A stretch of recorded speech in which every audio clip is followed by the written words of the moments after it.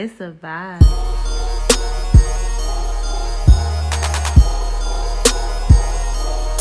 It's a vibe. You gotta make it there, right? Welcome back to another episode of the Vib3z podcast. It's your boy Chef Keem, Fleeky Eyebrows. Welcome to Death Row Records if you single. And I got my my co-host back. You already know it's your girl. I am E. Grady, the motherfucking baby, the owner, operator of EA Cupcakery, and the bitch who went back to 7 jobs. Oh, and who's our guest today? If y'all can introduce yourself. Yes, you can. I'm Chef Keem, owner of Dinner Club Hospitality, Smooth Incorporated, Torch Foods. But bro really put in his introduction, fleeky eyebrow, bro. It got me. I mean, shit, he got some other ones. Did you say fleeky eyebrows? He did. It was fleeky eyebrows. It was fleeky eyebrows, bro. Look at his eyebrows. And then it made you look, right? Hold on, let me That nigga look like he lick his fingers and go like that. Stop. Yo, are you doing your intro? I'm done, bro. I'm done. I'm Leon. I run JFL Enterprises. I'm not prepared to be on camera. I'm just here to support my bro, Chef Keem. Fleeky eyebrows trick bagged me. I did. Damn. In this being on camera, but I'm here to support. I guess tell a part of my story. Man, welcome to the vibes, man. Yeah, welcome to the vibes. You are here. You made it. I'm here. I'm with the shits though. Yeah. It sound like y'all down. Listen, if you ain't watched us yet, you better go ahead and follow us on YouTube, Instagram, Twitter, Facebook, all social medias, and all of your podcast platforms. We gonna go ahead and get into it. Can you let the people know who y'all are? So I'm Leon Christmas. I run a Whoa! You talked about my eyebrows. Your last name Christmas? Yeah, every day's a holiday. I bring joy. Okay. But I run a financial firm, licensed mortgage officer. Really into investing and building black wealth. It's like my mission in life. I gotta talk to you. So That nigga got money, in other words. Nah, I ain't got no money. It be those people that say they ain't got no money. Hey, listen. They ain't got no money. And the nigga dressed very casual for Wednesday. No rollie. It's okay. It's okay. I don't even got no socks on right now. He's It's all right. It's all right. That's luxury life. I mean, shit. Sound like money to me, but go ahead. Yeah. What about you, Chef? Tell people your story, because not many people know it. So I got a long story. Man, we got a lot of time. Long story short, Don't cut that shit short. All right. So, bam, Chef Keem. 2017, it's a building right across the street called Sage Dining. Man, fuck them. All right. So, yo, so All right, you heard it right here. really quick story. So we driving up 1301 on this side of the street. I accidentally banged the left on the other side of the street. I'm like, yo, this building looks familiar. Come to find out, it's the building that I used to work for, right? So 2017, they fired me and my whole entire staff. I was the executive chef. You was cooking. I was executive chef and food service director. Of a one of our favorites. chill, let me get it. $multi-million account, right? McDonough School over in Owens Mills. It's a boarding school. K through 12. You know, all the rich people send their kids there. So I'm managing a $multi-million account. I got a new-ish executive chef. So I'm training him. I'm the food service director. We had a catering event the night before, all adult catering event. And if anybody, y'all got children? Yes, I did. All right, cool. So y'all know the allergies and the rules and K through 12 and stuff like that. So it's certain food products that cannot be in K through 12 because they high risk allergies. Right, Peanuts. Mm-hmm. Exactly. All right. So we had an event that had a cocktail the night prior, and Peanuts was a part of the bar. So fast forward, the salad bar for lunchtime during the day. Got intertwined. It got intertwined. But the crazy thing is, my executive chef is supposed to oversee lunchtime, right? So our corporate, which is the building across the street, they came to have a meeting or something. They pulled the chef off the line lunchtime. So the cook grabbed the first thing that her responsibility is to make sure the salad bar is replenished and everything. The cook grabbed the first thing she saw out the fridge and put the peanuts on the salad bar. Long story short, that event right there got us all fired. The whole crew? The whole management staff, all of us fired. How they blame all y'all? Because they blamed him that he was supposed to be He was in the meeting. He was supposed to be overseeing. He was the This is the overseer. argument that we put. He was supposed to be the overseer. I was supposed to oversee him, and then the other management staff was supposed to assist with lunch because it's the busiest time of the day. So we all got fired. Nonetheless, that was the reason why I started my own business. I figured if I can run a multi-million-dollar account for some other people, they are minorities, so I don't want to call them, Caucasian. So, but they are minority. But if I could run something for them, I could do it for myself, and that's how I started my business. No. See, you try to conduct this like a CNN interview, but I got you. I'm on you. So you just gonna start off with you was just running $1 million. We ain't gonna start off with how you learned how to cook, where it started from. He just hit the porch, $1 million account. That's a funny story too, because growing up, so y'all both from Baltimore, right? Yeah. So we're not from Baltimore. You from Baltimore, obviously, right? So Delaware. Yeah. Oh, y'all ain't got no state tax. White people live in Delaware? I'm from Wilmington. He's from. I'm sorry. From like, listen. I'm sorry. Delaware. Wilmington is like East Side Baltimore. Yeah. Imagine like East Side Look, Baltimore. I've been in there.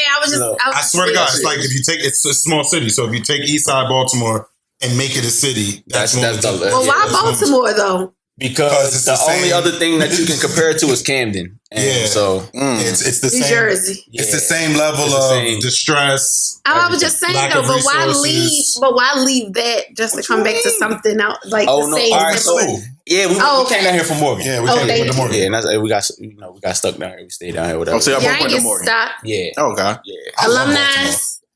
He is. I ain't. Y'all pledged? Nah. Why not? Because we started our own organization. Yeah. God damn, he hit you with the cloth you talk. still could have pledged. We still could have, but we didn't have to because we're builders. Our nonprofit, it's called Smooth Strong Men Overcome Obstacles Through Hard Work, is basically founded upon the premise that when we came into school, freshmen and sophomores, they don't have anywhere any male organizations to go through. You got to go through, you got to pledge, or you got to.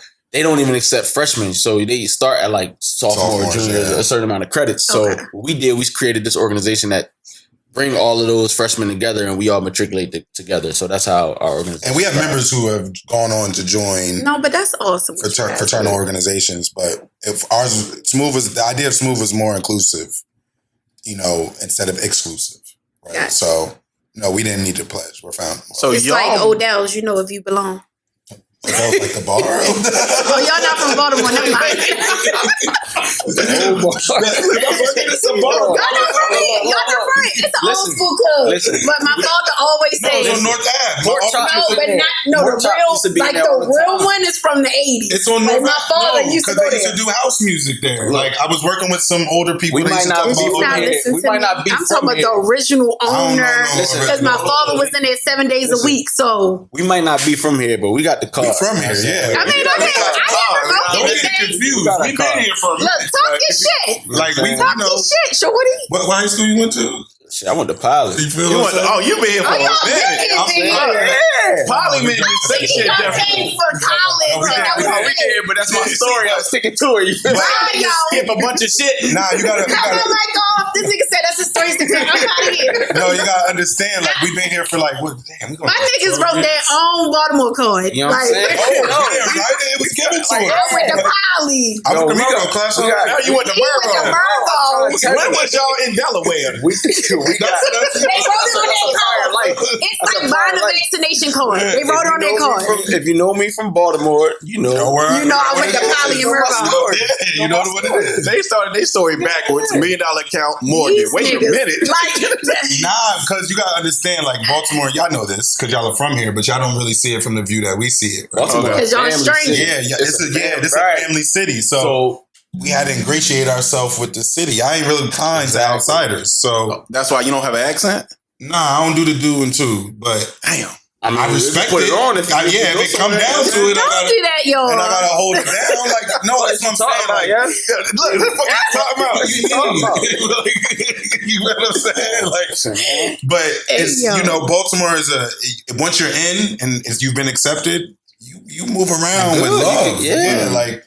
And I've always loved the city. I think y'all are the most resilient people in the world. Thank you so much. Y'all ain't got shit here. And to make it. I mean it. I mean it. Is this your brother?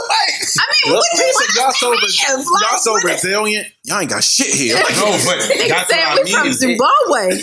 Look, I'm from a city that don't got shit either. So I'm saying that to say to build you something. can relate. To build something and to succeed and to reach levels of success and whatever your idea of success is. To do it from Baltimore, that's tough. That's tougher than I don't get. Like, look, one of our really good friends is from New York. He'll tell you it's harder to make it in New York, but I'll say, yo, you get to go to Manhattan and see the banks. You get to go see the record labels. You can see it. Here, not so much. You gotta build it. You gotta build it. You gotta have. First of all, you know how many people don't even know about Harbor East? You know how many people I know that never been over West that's from East or never been over East that's from West? Yeah. And people come here and think the Harbor is that's crazy. Just a vibe. That was me as a child. I learned that like my first. They don't even know when Under Armour store at. Nah, this is real. Like talking to people from Baltimore who didn't go to college or even back home, I always tell them like that people cut their world off so short because they think a 15-minute drive is so far. So didn't you just post that? Somebody just posted that. I'm tired of people saying a 30-minute drive is so far. Shut up. I think that was you. I think it is because 30 minutes to me is up the street. You know what I'm saying? I think that was 30 minutes from me, and I'm at his house all the time. So I just feel like if you can't take a 15-minute trip over west to get some food, but if it's a bus, not to mention people don't know that this is a foodie town. But nobody don't know that, right? A lot of people don't know that. Like I put, listen. Look, we go on the road. We could go down to Norma's. I love food. What you know about Norma's? What we know about Norma's? I love food. We could go. We gotta go to Norma's. We go to Hustlers. We can go to Goddess. We can go at 2 o'clock. I'm telling you, he said we interracial.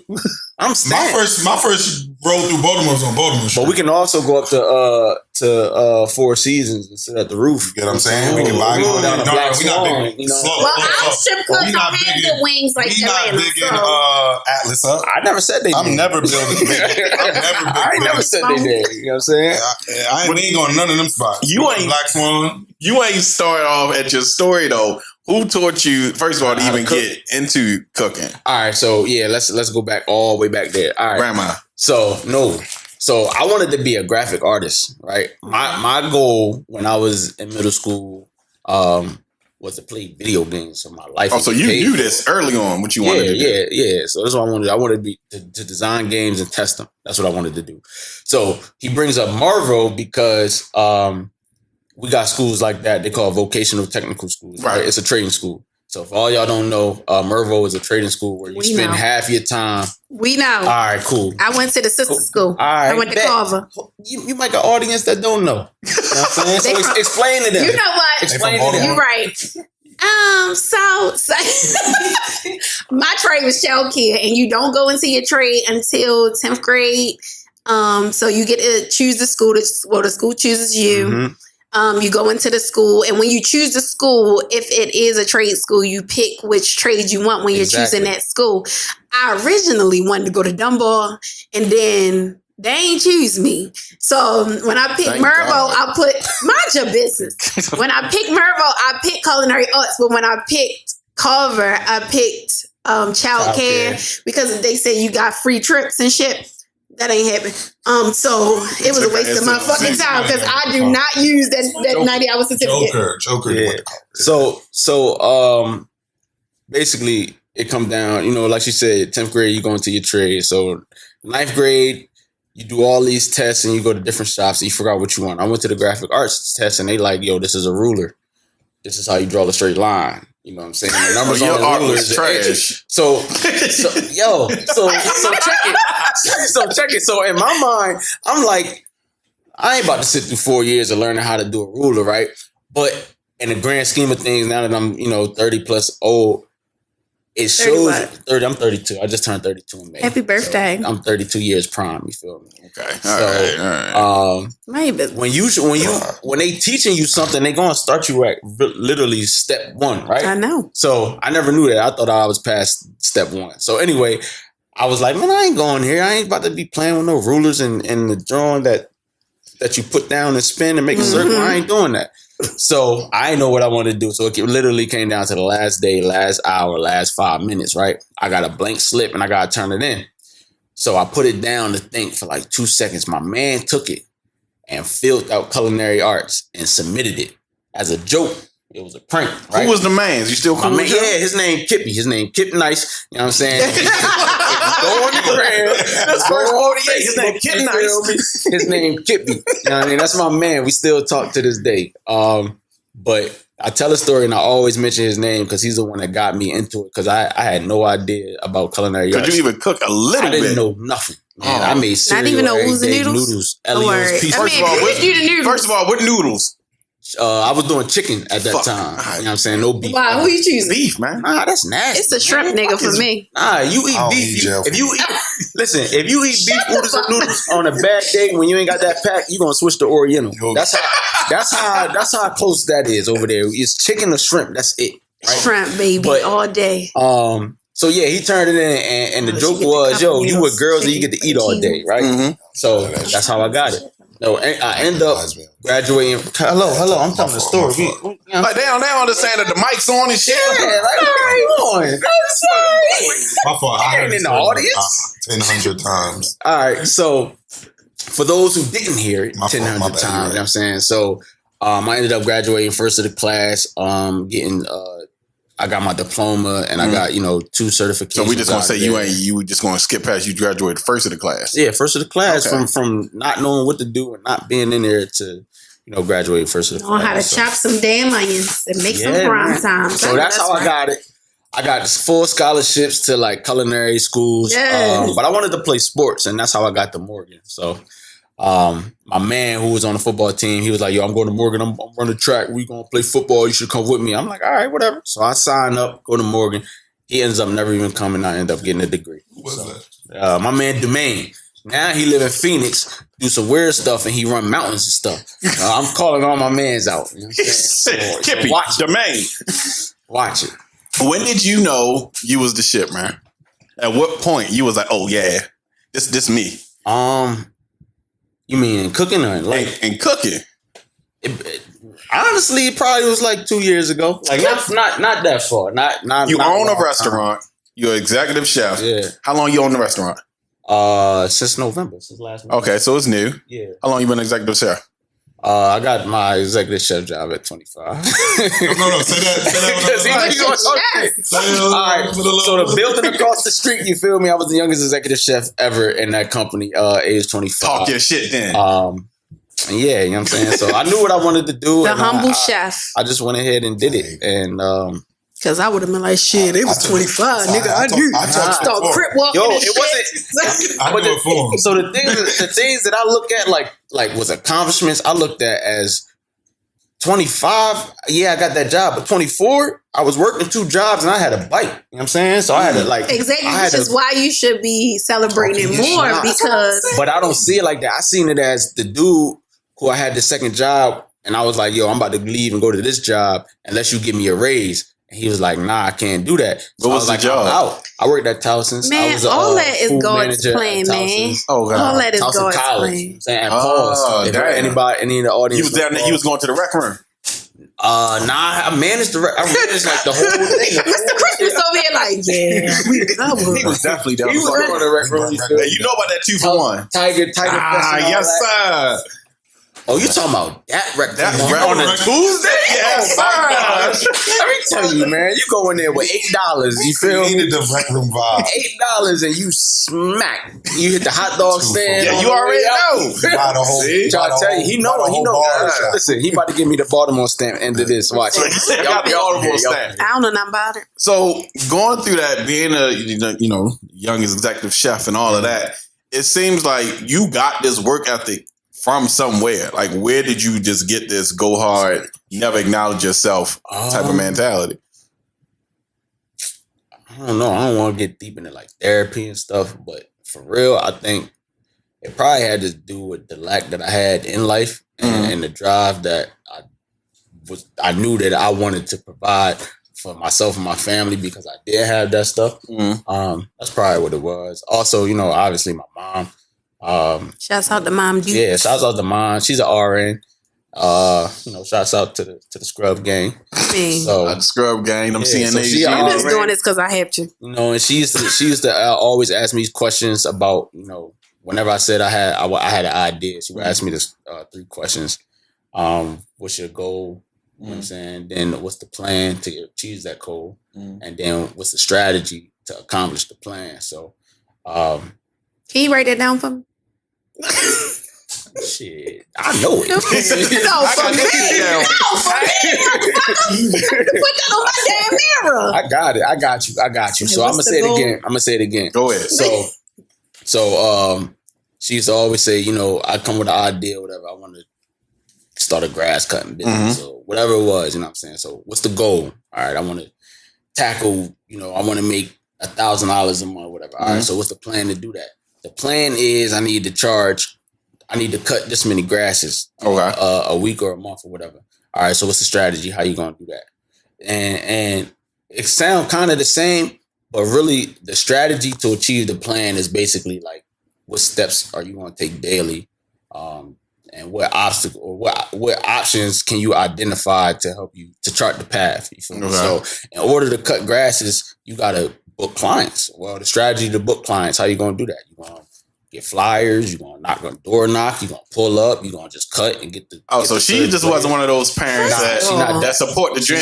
Yo, listen, she like, hey, what you want? No, I like she her. Not that. My mom, I like her. She got the entrepreneur quick book. Yeah, my mom used to make me write in pen, for that. right? And pen when pencil was the thing, and the click of pencil. You know what I'm saying? When the tip break and you just click it. She said, "Nah, you gotta write in pen." And any mark that I ever made on that paper, I had to write the whole thing over. Like, God damn, mom! I like her. Yeah, she African? Yeah, American. Okay. Don't say American. Mr. Christmas, no. What you call him, Mr. Christmas? Mr. Christmas. I mean, that's what they call me in the bank.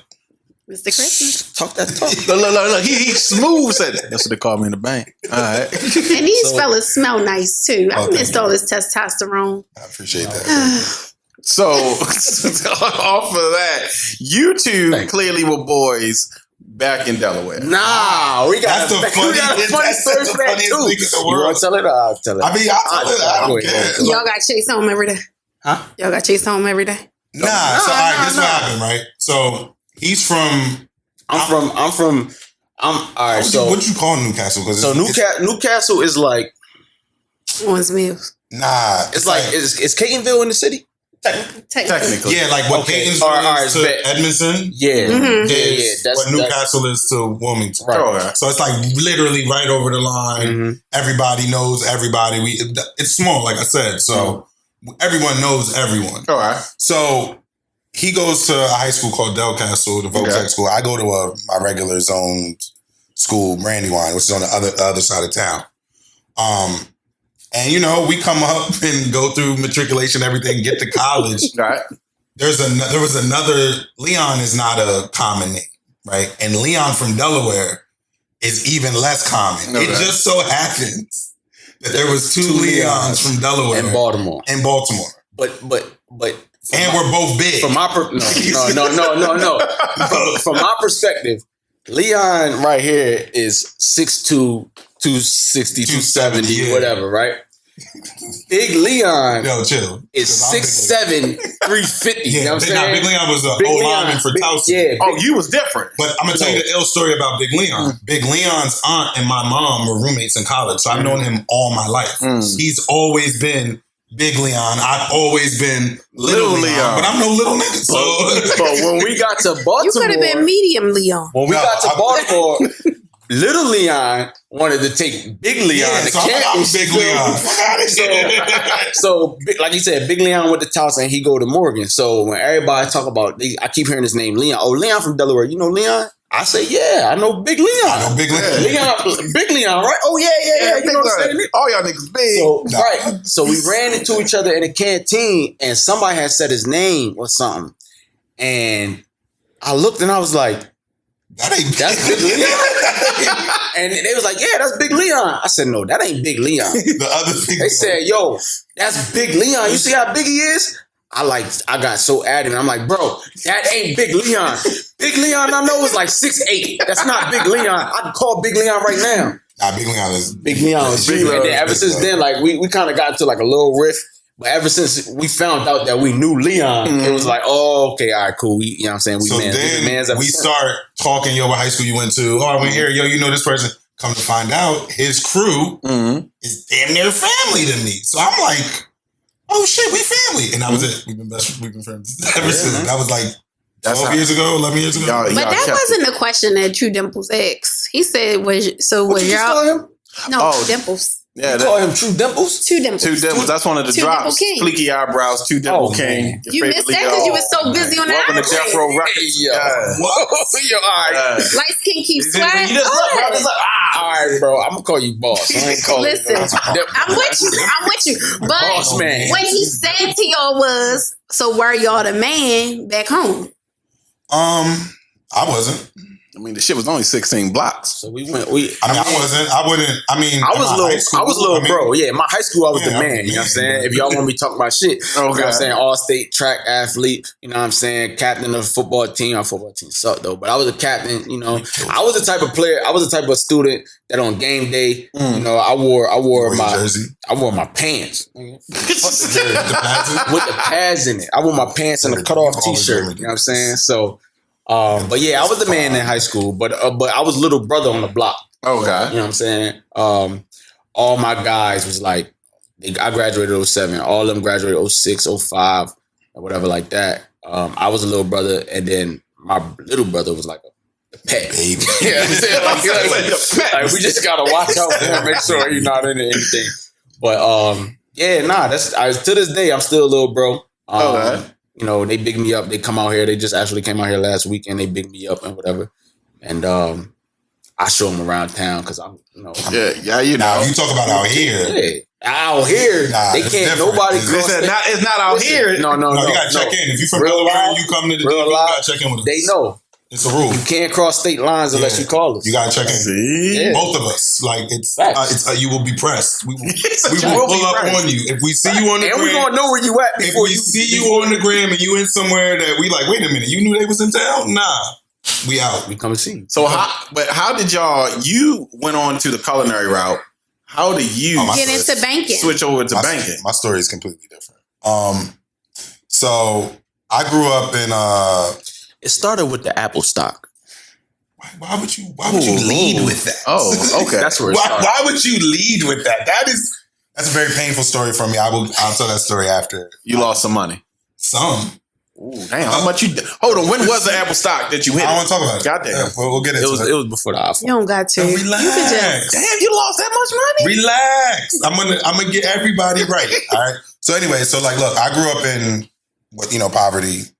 My mom lives in Howard County, so y'all know. Okay. So my mom's pretty well off, what some would consider well off. Mm-hmm. But I lived in Wilmington, choice, right? Choose the hard road. Mm-hmm. I live with my dad, my two brothers. My dad is you don't work, you don't eat kind of guy. Okay, old school dude. Old school. 70s. Old school, militant black man. There's an honor code. There is principles in which you must operate your life on. Mm-hmm.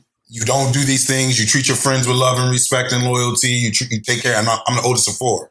So, damn. I didn't have... You got it the worst. Yeah, I got it. And my parents were young, so I grew up with them. Yeah. Oh, yeah. So, you got to think, my parents are 52 and 53. I'm 33. So... Oh, they were young. They were young. So, for me, it was just about finding my path and finding... So, I tried a bunch of different things. So, I don't graduate from high school. So I wasn't an athlete or anything. I mean, I could ball and play ball and all this type of stuff. My dad's a coach, so I'm the coach's son. My mom's a teacher. Okay. I wasn't trying to do nothing the right way. This is how they say about kids. Yo, you said you didn't graduate from high school. Right, we're going to get into that. I'm going to get into it, don't worry. That's true. I'm gonna get into it. I never know that. Okay, so I didn't graduate. I didn't graduate from high school. Let me correct this. Let me say correct. I didn't graduate high school when I was supposed to. What does that mean? So I was supposed to graduate in 2006. Okay, but I had just basically had all year senioritis. I didn't do shit the whole year. Yeah, I barely went to school, to be honest. Okay. So naturally, it's time to graduate. My parents are looking at me like, "Hey, what's going on? We're not hearing any information about graduation." I'm like, "It's probably not going to happen." Mm. So my dad's all pissed off. My mom, being an educator, is like, nah, well, you could just get your GED. Okay. Now, this is a crossroads for me. He knows this. I'm extremely prideful. It's his interview, man. So I'm extremely prideful. So she was like, yo, you could just go get your GED. You'd be all right. And I was like, I can't look at my kids and tell them I got a GED. No disrespect to anyone who has had to go through that, but for me, it was a cop out. Okay. I didn't do what I was supposed to do. The easy way is to go get the GED. Nah, fuck that. I'm just going to go figure out how to get my diploma. So my mom finds a school in Arizona. This is how I end up in Arizona. Gotcha. She finds a school in Arizona. She shipped you all the way to Arizona? No, she didn't really ship me. She asked me if I wanted to go. And I was like, all right. What's your sign? I'm a Libra. I don't know y'all, but all right. So I go to Arizona. Come to find out, Arizona is where I discovered your inner power, basically. It sounds very cliche. Like, I'm in the desert. But in Arizona, I'm out there with, I remember calling my mom like, I know I was like a tough kid to raise, but I can't possibly be this bad. And she was like, what do you mean? I'm like, Ma, this kid's out here. I learned about meth out there. I'd never heard of it. I'm an East Coast kid. You don't in the desert, there's meth. desert, there's meth, right? It's like right in the beginning. So you realize in the spectrum, you weren't all the way up there. I wasn't nowhere near where these kids are like, this is where rich parents send their kids when they can't control them. My mom didn't know that. It was a highly rated school. Right. It was, it had great reviews. We went out there. The campus is fucking beautiful, right? Oh, I fucked this up. No, it's okay. The campus is beautiful. So it's like 10 acres. It's a, what is it now? It's a elderly resort kind of thing now. That's the campus on the school that I went to. So I go there for a year. I get into Morgan. I'm like, not into college. Fuck it. So I go to Morgan. I'm in Morgan for like,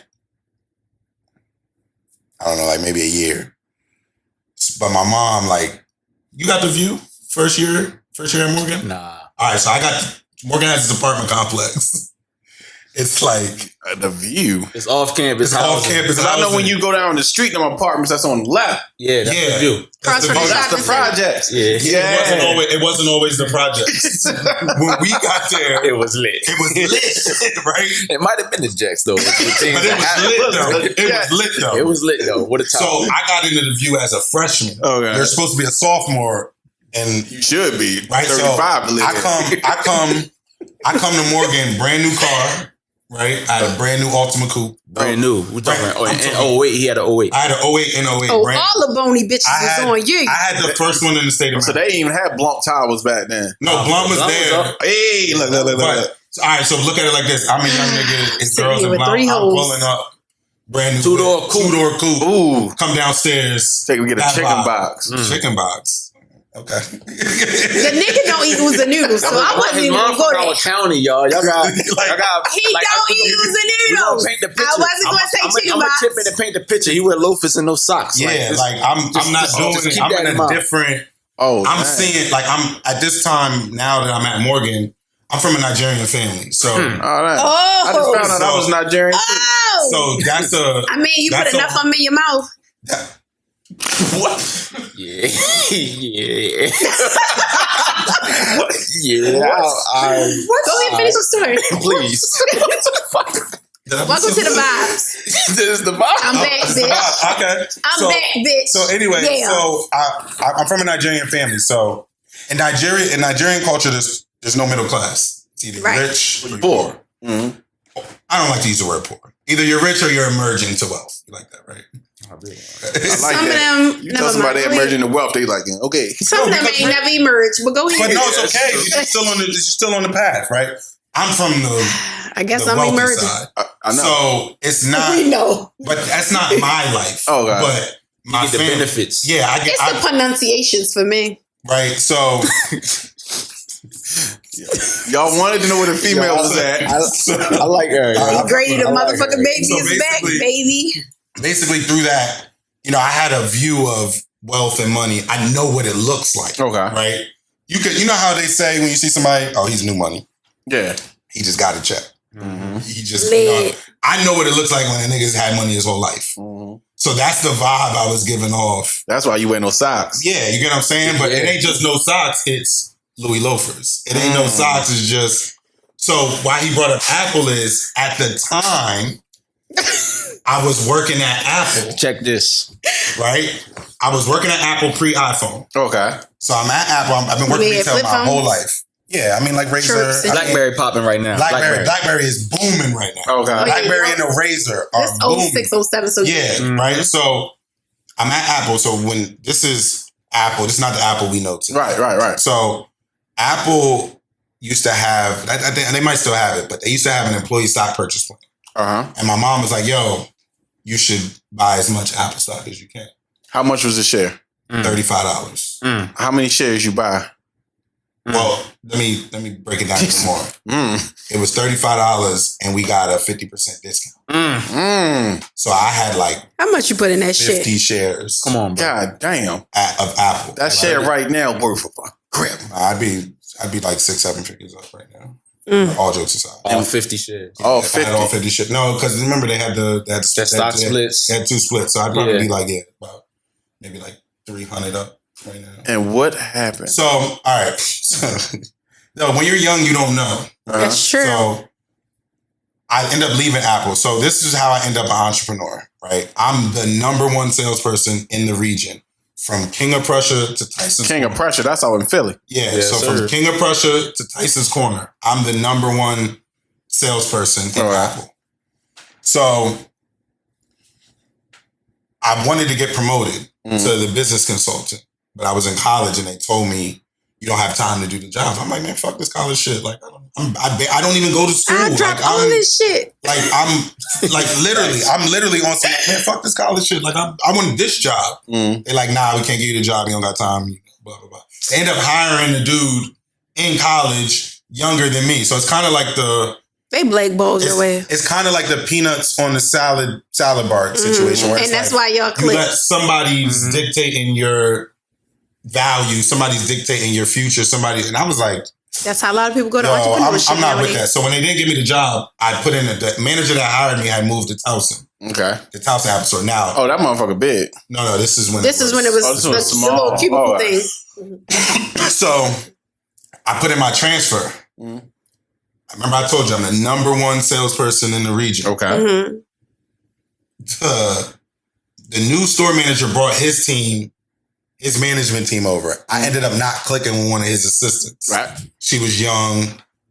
Young white guy. Yeah. All due respect. Young white girl who's in an assistant manager position but can't tie my shoes when it comes to doing this job. So I'm like, I feel you got this position, but you're not like, I'm not. You're not me. You're not me. I'm training at this time I'm training the whole staff, all the new hires. I'm the top dog. I'm a coach's son. I know how you're supposed to treat your star player. Lead. You get what I'm saying? If I don't feel like you treating me like the star player that I am, I'm a buck. And you the same way? Nah, he's not. He's not. But I am. You know what I'm saying? And so it's like, I'm not getting that treatment. I put in my transfer. So I'll tell you the story. I'm sitting on the sales floor. One of the guys I'm real cool with, his name is James Blackwell. He used to be a producer. I don't know if he's still a producer, but this is the iPhone, this early iPhone. This when the agents used to come in and buy 30 of them. You get what I'm saying? So I'm ringing them up. I'm down to like the last 5. My man, we closed it. My man James goes, yo, you almost done? I'm like, shh, nigga, I got like 4 or 5 more. I got written up for that. For saying the N-word on the sales floor. I can understand that. Okay. So I get written up for it, but because I got written up for it, it blocked my transfer. Yeah. You gotta take your medicine or something? Fleeky eyebrows. That better not be your ringtone. No, that's a alarm. So yeah, so then I basically I don't know, like I just felt real slighted by it. So I quit. Like on the spot. Like I'm like, yeah, I'm done. So I quit and I needed the money. And my mom begged me, like, yo, don't sell your Apple stock. Don't sell your Apple stock. And so I held on to it for a little bit. And then Steve Jobs got sick. And at this time, the stock is trading at like, I don't know, maybe like $80. So I done made some money. But then it drops to like $60. And again, when you're young, you don't really know about ebb and flow and the ups and downs of fluctuations and volatility in the markets. So I'm like, oh my God, I'm about to lose all my fucking money. And I sell it. Right? And I made some money. I'm not going to say I didn't make any money. But like 2 months later, the iPad came out. And that stock takes off. And they ain't never looked back since. And that's one of those moments where I'm like, oh, I fucked up. And I just, I use it as a cautionary tale about patience. But then, so I fucked that up. I'm kind of trying to find my way, whatever. Can't really doing odd jobs. Another one of our friends is a DJ. He tells me he wants to be a DJ. I'm like, bet, be a manager. I don't know shit about managing. It's like, was you the friend? No. Nah. What's the DJ name? Flo. DJ Flo? Yeah. Oh. So it's 5 of us in a crew, right? There's 5. There's 3 other members. Okay. Crew, all entrepreneurs. What's the crew name? Smooth. Yeah, you can call it Smooth. That's nice. You can call it pretty Smooth. much. Yeah. It's official nonprofit too. Yeah, you can call it Smooth. Do y'all know DJ Flo? Ooh. You know DJ Flo? I don't know. Y'all know him? You know DJ Flo? No. Chocolate DJ. I mean, I heard the name. Big name cool. DJ. Let's not downplay this whole crew. The whole crew just lit. I want to be friends with these niggas. So Flo is the catalyst. I mean, whether he'll admit it or not, he's not going to admit it. But Flo is the catalyst, right? Flo is the Flo. Oh, he started the crew. He started the crew. He actually put us 5 together. Yeah, he started the crew. Okay, so he knew all of y'all individually. He knew all of us individually. And was like, oh, this is the crew. And put us all together. So Big Fred, Big Fred the comedian? Yes. That's I don't know them, but yeah, I follow a lot of people. And then we got I call him the secret member. Who's the other one? His name's Daquan. He's a humanitarian. He's on his path to get his doctorate right now from Howard. He's in the civil rights. So this is an exclusive group. This is a black empowerment. Next time we gotta have all you. Yo, the funny thing about it is it's hard. It's hard. We can't even get it. I think the only times. Okay. But we're gonna try. We're gonna try though, and we're gonna make it happen. Because I think that'd be awesome. If you guys get all 5 of us in the room to talk without arguing, it's gonna be hilarious. Yeah, bro. Yeah. I'm gonna be honest. I mean, but that's good. That's good for podcasts. What you mean? Yeah, that's because great. it's not. Because if our third member be here, we be arguing. Oh, yeah. So it's not that we're just all entrepreneurs in a crew. It's not that. That's not what makes us a crew. We're actually friends that happen to become entrepreneurs. In our but y'all vibe together. You guys know each other's stories. Y'all, it's the vibe right here is just amazing between y'all two. The chemistry is amazing. So I can imagine with all of you guys. I can understand that. And so I think that'd be awesome. Well, everybody got a role in the crew. Chef, what's your role in the crew? I'm the asshole, man. I'm the guy that nobody like. I'm the one that yeah, man. Really? Yeah, he's the guy that cooks is an asshole. He's a structure guy. I'm the structure one. I'm the one that's cussing everybody off and not being on time. Yeah, that's me. That's me. I'm the parliamentarian. So that's me. Flo is like the face.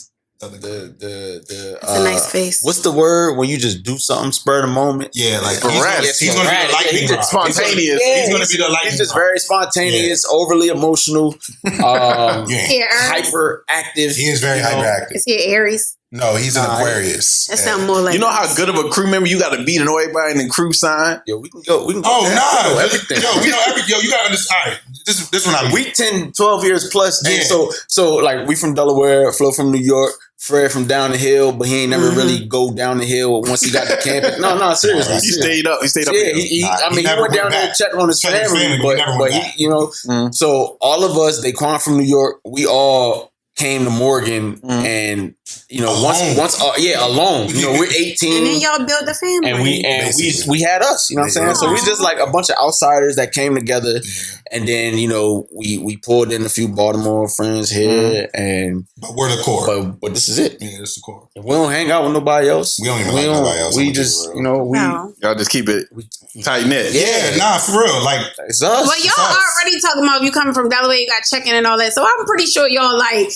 nobody breaks the circle. Nah, you can't get into the circle is at this point impenetrable. Right. Because the only people that can mess up their position in the circle is the people in the circle. So, force field. Yeah, it's like it's certain thing, and we can move into a next segment about that, friendship and everything. But it's certain things that we establish, not as like to be structured, but just something that so we don't. Yeah, it's unacceptable, and so that we don't break or end the friendship, down the line. Right. So all of us got our OGs or whatever. So we talk to them, and one thing that everybody say is that y'all group of friends is like, that's something different. That's something special. What y'all Don't got. mess that up. Yeah. You know? You can tell. What y'all got, protect that. Like, I've heard that. Yeah. Thousands all of of our, like, you can tell without the other members even being here. Yeah. Just by the way you guys talk about it, you can tell.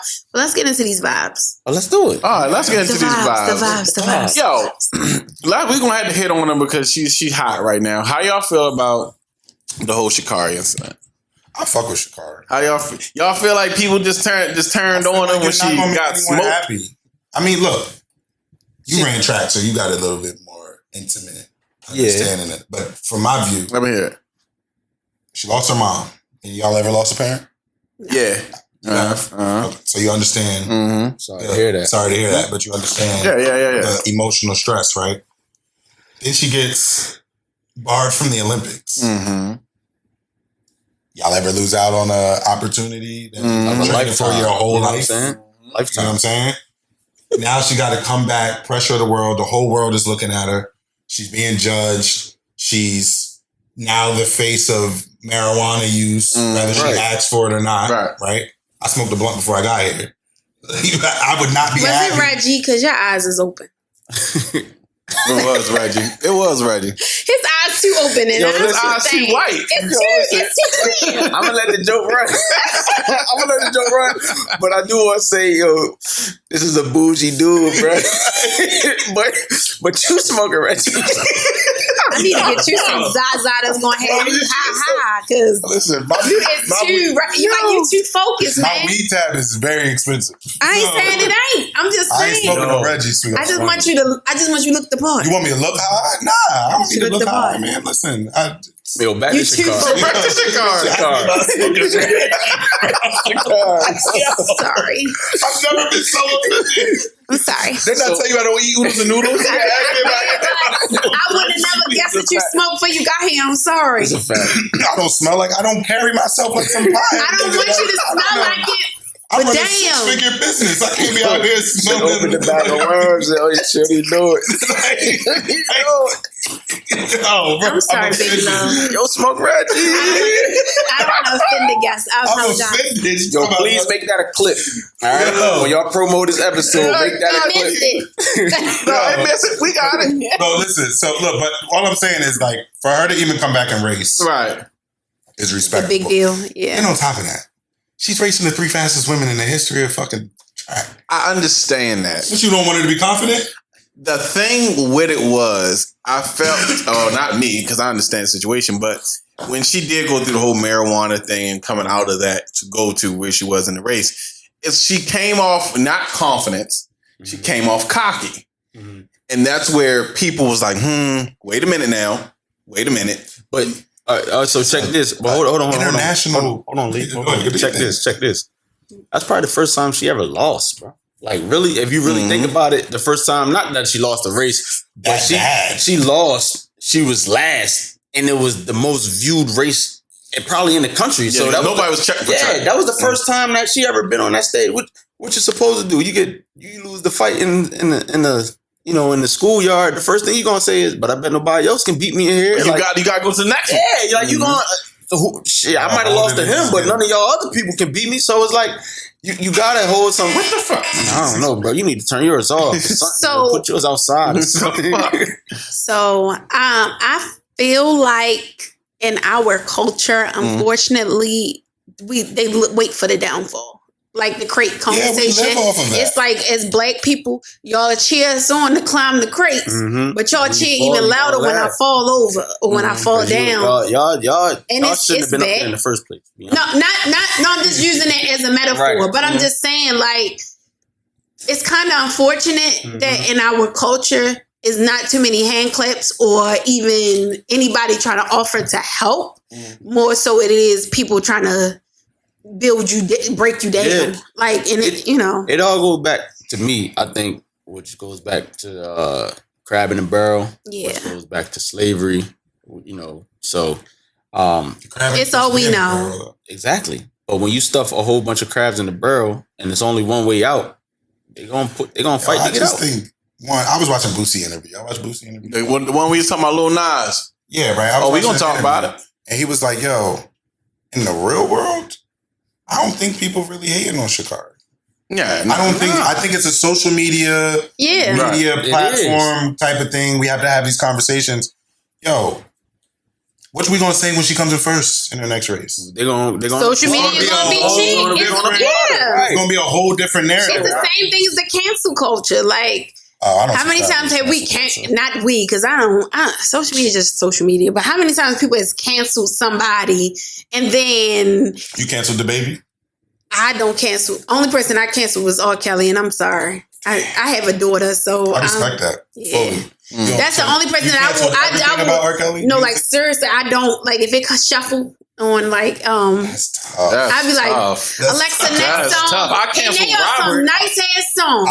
I'm on camera. But when you think about R. Kelly too. But I'm saying, but when you hear that those songs were meant for his I feel you. Victims. So you never, no point in your life. Now it's like, damn, I can't listen to R. Kelly. So now feeling on your booty was never. If we talking about mine was like more so older, old R. So Kelly. bump and grind. But if we talking about, but listen, you remind me of my Jeep and shit. Like, but that's you know that song was supposed to be about him teaching a kid how to drive, and that's wild. Listen, and because I have to, but I'm still gonna eat Jello because I like Bill Cosby. Tell them what you were saying, bro.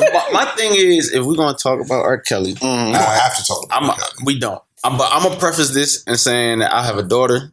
And shout out to girl dads. And I'm not, supporting this man or anything else. Off R. Kelly. But if we're gonna talk about R. Kelly, why don't we talk about Hove, Dame Dash, With Aaliyah, DMX. Well, when Dame Dash was with us, she was over 18.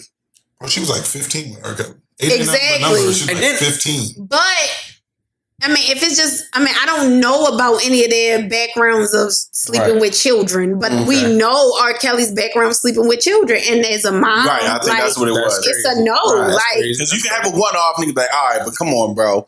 15, 30. But the thing is, because social media wasn't a big thing when it first happened and he went to court and stuff, I feel like that's why he has so much support. Because like you said, in reality, there's still people that's supporting him. But on social media, that's a platform to be behind a computer screen and hate on the next person. That's your question, right? Yes. Because I don't think we get into the business of music when we talk about supporting a person. We don't own none of his catalog at all. So he's not making no money if we stream his music. I mean, I don't know. I'm not. And that's the thing. It's the signing off on any of that, right? No, I'm with you. But I'm just saying, Robert Kelly is a devil. Right. Mm-hmm. R. Kelly's something different. I don't know nothing about no R. Kelly, one of the greatest music. R. Kelly is the greatest music writer we've ever seen. In the history of music. So, when we talk about art from reality, how does that factor in? I don't support R. Kelly publicly in my personal at all, in no way, shape, or form. But I can't deny that he's made his genius, of course. I can't deny he's made some of the greatest music. I would never discredit him. I'm just saying, like, it stopped at that moment. Oh, I agree. Yeah. The first time, like I said, I feel like if I was an adult the first time he went to court and all of that happened, I feel like I would have canceled him myself at that time. I did, and I was like 12. So what, the court video? No, nigga, the sex tape. You ever seen R. Kelly's sex tape? Nah, bro, you on camera, bro? I don't. I've seen it. Why have you seen it, bro? I was like 15. I seen it. We was all younger. We were all young, and it was on the VHS, and the nigga on down the block. Yeah, I was gonna say nigga down the block definitely had to. I got that R. Kelly sex tape. I remember seeing it.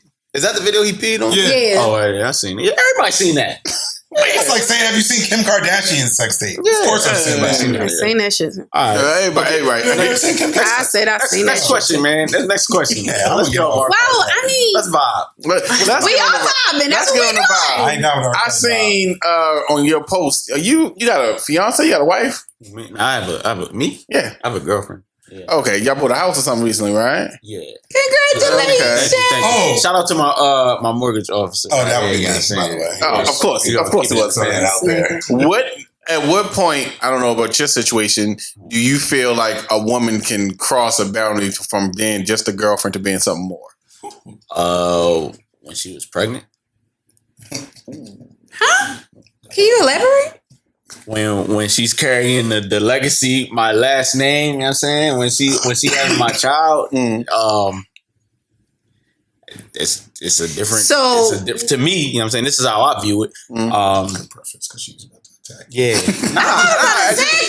It's just I just want to know. So I was at my restaurant. We got this old head, right? And he a utility guy, he clean the pots and everything. And he's having a baby as well. And the old head. He probably like 40-something, 50s. He having a baby as well. Him and his lady, they've been together. And he said something to me that just stuck. He was like, he said, "Yo, my old lady." He said, "Old lady, I don't never get this, but that word old lady made me laugh." But he said when my old lady told me that she was pregnant, I had to man up. This is like a 40, 50-year-old man. You know what I'm saying? So he told me he had to man up. He engaged. He proposed to her. He's like, "Yo, I need my money because I'm about to get a house now." Like, it's just different things. And he said that he was like, "Yo, my dad always told me, if you gonna lay in that bed, be prepared to sleep in it." Oh. Yeah. Huh? Let's get that head and breathe.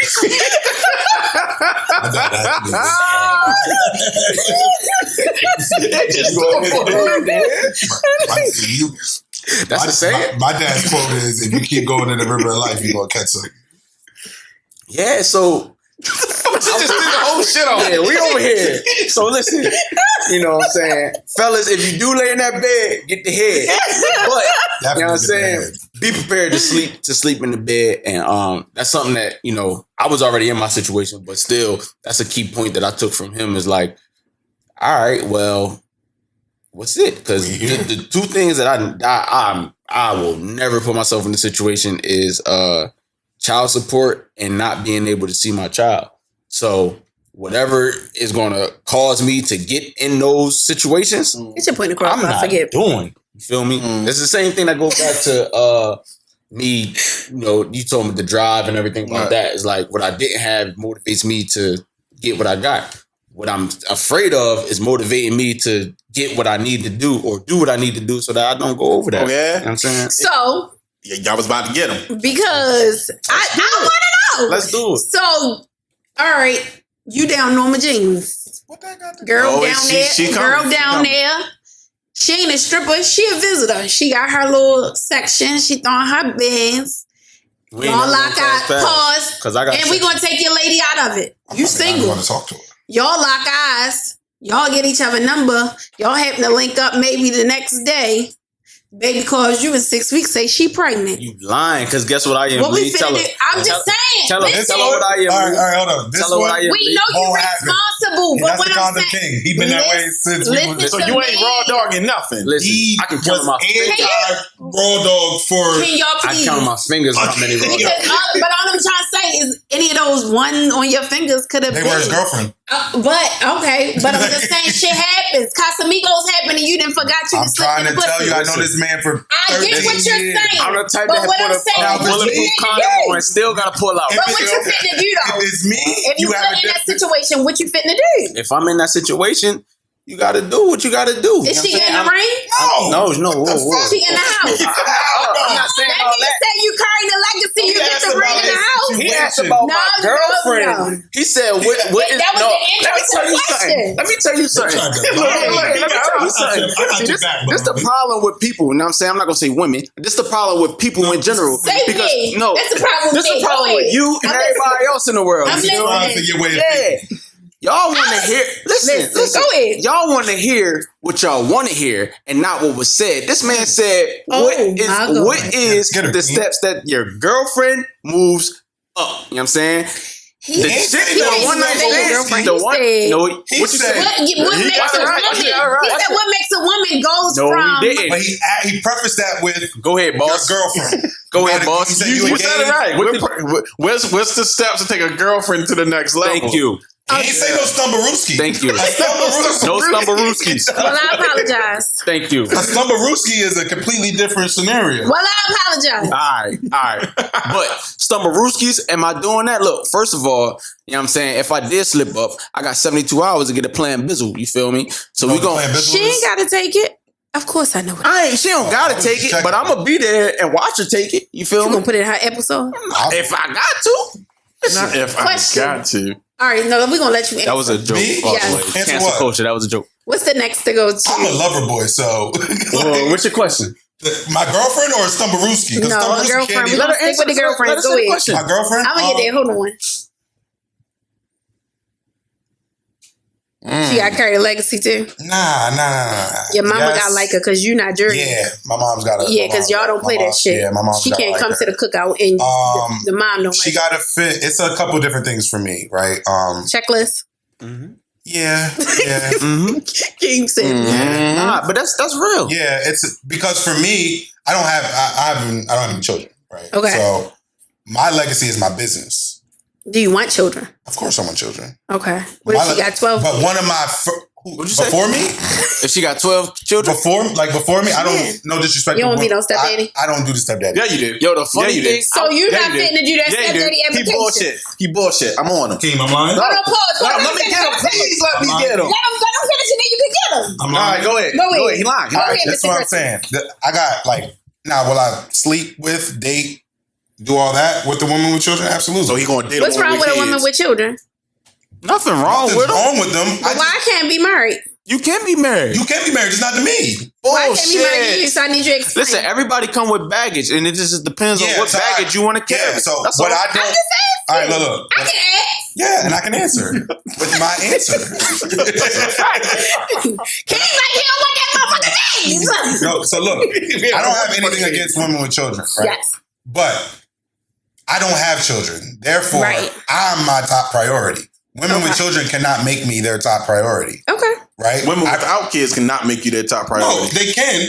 But But I can have that I get what expectation he's that I saying. will be Okay. of importance, right? Kids. it's like when she insert- got kids, he Yeah. can kind of understand, like, I won't be, so I won't put myself in that Yeah, situation. and But a more single than- bitch, if you decide not to put me as your top priority, it's like, then bitch, you're not I don't even- understand, so I'm I'm not gonna leave you even- where you yeah, at. I'm not even. And then you sprinkle. There's a dad in place. I'm So? not. No, you gotta understand. Fuck them. Dating me is not dating no regular. I am. No regular person, right? I I'm make hurt. other men feel uncomfortable. Good. It's Big Leon. I know he big Leon But then he gonna start posing while you sit, like, Because it's my talk your dog. shit My in the dog knows. ass. Like, My dog knows that. Six-figure Talk your business. shit, You know what I'm saying? Big He had Lenny. 08 and 08. You feel me? No, Keep listen, going. No now, sock now, leave. You yo, know what I'm saying? Walk in the club. You know what I'm saying? The Sure. bank, know my name. Sure, You know what I'm they know my saying? name in the bank. But I walk in the club and they already know what I want. My orders already. Relax. You know what I'm Don't tell them about My how bottles we come gonna- out, no sparkles. You know what I'm saying? Don't bring no sparklers for my shit. Unless I'm at DJ Flow table. Then give him the DJ Flow so he can give them to me.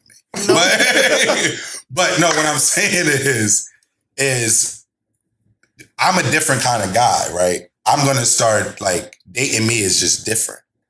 Like I'm a big guy. I don't know if you've ever dated a big guy, but we tend to love our women No. a little bit more intense. That's why because I'm she's big single. too. I feel like we gonna make a fire.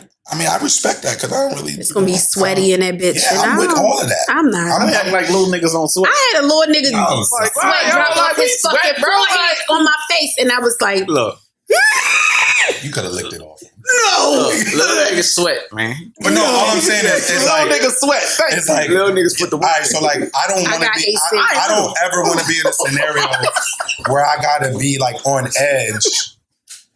If you got because- knocked this little nigga out. Yeah, like I don't want to do that. I'm not Cause violent. he like, take one, my Yeah, son. that's my son. You know, niggas start. You ain't no posturing, father. He got a you know, daddy, and all bitch. that, and it's just like I don't want to be in those situations. So I'm just like, yeah. I understand that. What if he did? I'll date a woman. What if he did? What if he's dead? Mhm. That's tough. I don't know if I want. What that if I anymore. killed the Listen, baby I was mama? look, I'm just saying. I'm gonna keep it 100. I'm not. What? I'm gonna keep it 100. Right? Power. He ain't coming in between me and my family. Hold on. I'm gonna keep it 100. Right. So me and my girl, we were foster parents for the last 2 years. Oh, okay. So that was an experience unlike any other that I've had. Mhm. I Right. foster. That was her mission. That's my lady. Okay. I'm No, a I I'm see how that go. You I know see what how I'm saying? that I'm go. gonna support her through that. But it was also very spiritually fulfilling for me because I had kids from every level. Mm. So we kept our you pick, I don't know if you guys know this, but you pick an age group. Right, I know. So we did newborn to 4. Mm. So, I mean, I've picked up babies from the hospital and I've had a 4-year-old. So those first, I call it a test drive. Like I got to see what it was like being a parent. Should have got a 6-year-old. A who? First of all, he put me. I didn't know you could test drive fucking kids. That's exactly what you did. This man, I didn't know. Test drive kids. Let me tell you. There is something that is a temporary adoption. So is that what you guys did kind of did? Yeah, I mean, like, CPS drops them off. So you can really be like, yo, baby, let's take this for a test run. No, you can sign up for a temporary It's not that barbaric at all. temporary adoption. It's basically like, all right, I'll give you a story. We got a call. My girl is the principal in all this. I'm literally sports staff. You get what I'm saying? Like, my girl, utility man. Lift, carry, haul. These are my task lists. Lift, carry, haul, groundskeeper. That's what I do. Empty the load. Don't get it. Oh, I know. That's why you was there. We ain't letting you stay. We ain't dropping no dick. Yeah, no, I'm hammer down. Hey, I'm a match her energy. I don't know why y'all put me next to her. Hey, yo. I'm quick with it. Like, I'm not with you. We is here. All right, man. You don't even drink tequila. So basically, like we got a call one time. Right. Come to Harbor Hospital, get this baby. Okay, Harbor Hospital. Okay. You know Harbor Hospital, right down by. So you might as well, you know the rule. One band, one sound. Yeah, I go with you. I'm here all day. Thank you. We got a call. We had to pick the baby up from the hospital. I'm talking the baby's fresh out the womb. Oh, like just boom, boom. Not even a day old. Okay. Damn. When we driving up, we see the family loading up the car with no baby. My girl taps me and goes, "Yo, I think that's the family whose baby we coming to get right now." So we go get the baby. You've never dealt with a newborn baby out of the body. That's a mind-blowing. Right, that's a whole new thing. That's a mind-blowing experience. Mm-hmm. You know what I'm saying? And that's the type of things that I went through. So that's why I say dating a woman with children, I understand you don't have time for me. Thank you. I need time. I am one of those. I'm one of those. You ever take the love language test? No. Oh, that's how you don't know your love language. That's why you bitter. You should take that. I will. Nah, like so you don't know if you. No, I will when we. I do all those like personality. Yeah. Like just trying to figure out who I am, right? So I'm very internal, spiritual, whatever. Arizona would do that to you. Yeah, well, actually, I know. with you. I've never been, but I know. Yeah, no, well, and I was in like Southern Arizona. I wasn't even in Phoenix. So, damn. My love languages is like words of affirmation and physical touch. That's me too, brother. Too. So basically, you can't tell me I'm beautiful.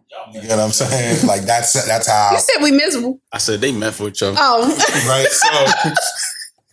So like if a person doesn't have the capacity to talk to me or touch me, for lack of a better word. When you want to. When I want to. Yeah. Then it's not going to work. So why would if I understand that a woman with a child. I understand that. Isn't going to It's not always available for you when you need her. I'm probably going to cheat. All right. I'm glad you on that. Chef, if you had to be in a relationship with yourself, but break up with yourself, why are you leaving?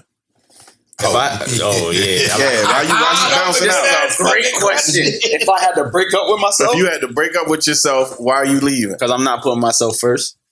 What? First? Wait, what? If I had to break up with myself, if I go Keem, you know what I'm saying, we're going to have this hard conversation. I got to leave you because you're not putting me first. That's what I'm doing. So what I mean by that is I put a lot of other people first. I put the business, first. I don't cut the business off. You know what I'm saying? So I'm just now learning to do that with a child. So I'm separating business and personal time. But it's just things over the last 3 years that I seen in myself where I was so focused, tunnel vision that it took away from the experiences that everybody else got to have. I understand that. And, I'm learning that. Now, I've seen it over the last few months, a few years, but now I'm really taking the time to make sure that I change that, especially with like a new daughter. So my daughter's like 3 weeks old. Oh yeah. So I feel like you a new dad. Yeah, okay. really. So I feel like now, like it's opening my eyes. Prime example. I feel like if I feel as if I didn't hold her throughout the day, you know, I spent too much time at the computer, or I was in the kitchen, or I was out on whatever.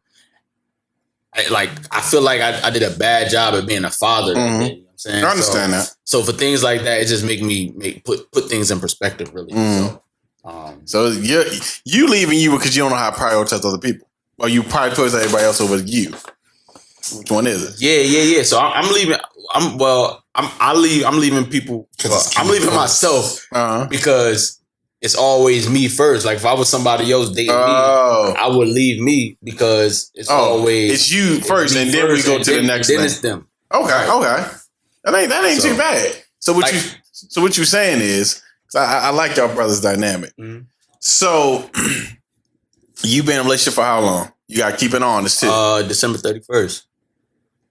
What that mean? 1 year? December 31st. All right. How many times can your lady cheat on you before you out? What type of question is this? Oh, it's getting there. Look. Baby, you in the vibes, baby. This is what happens. Check it. I'm a Taurus. Okay. Y'all know anything about Taurus? I don't know shit. My brother a hoe. You want to know something about Taurus? Talk to that wall. Right there. That's true. So we black and white. We right or wrong. Okay. No gray area at all. Okay. Right? Loyalty to the death.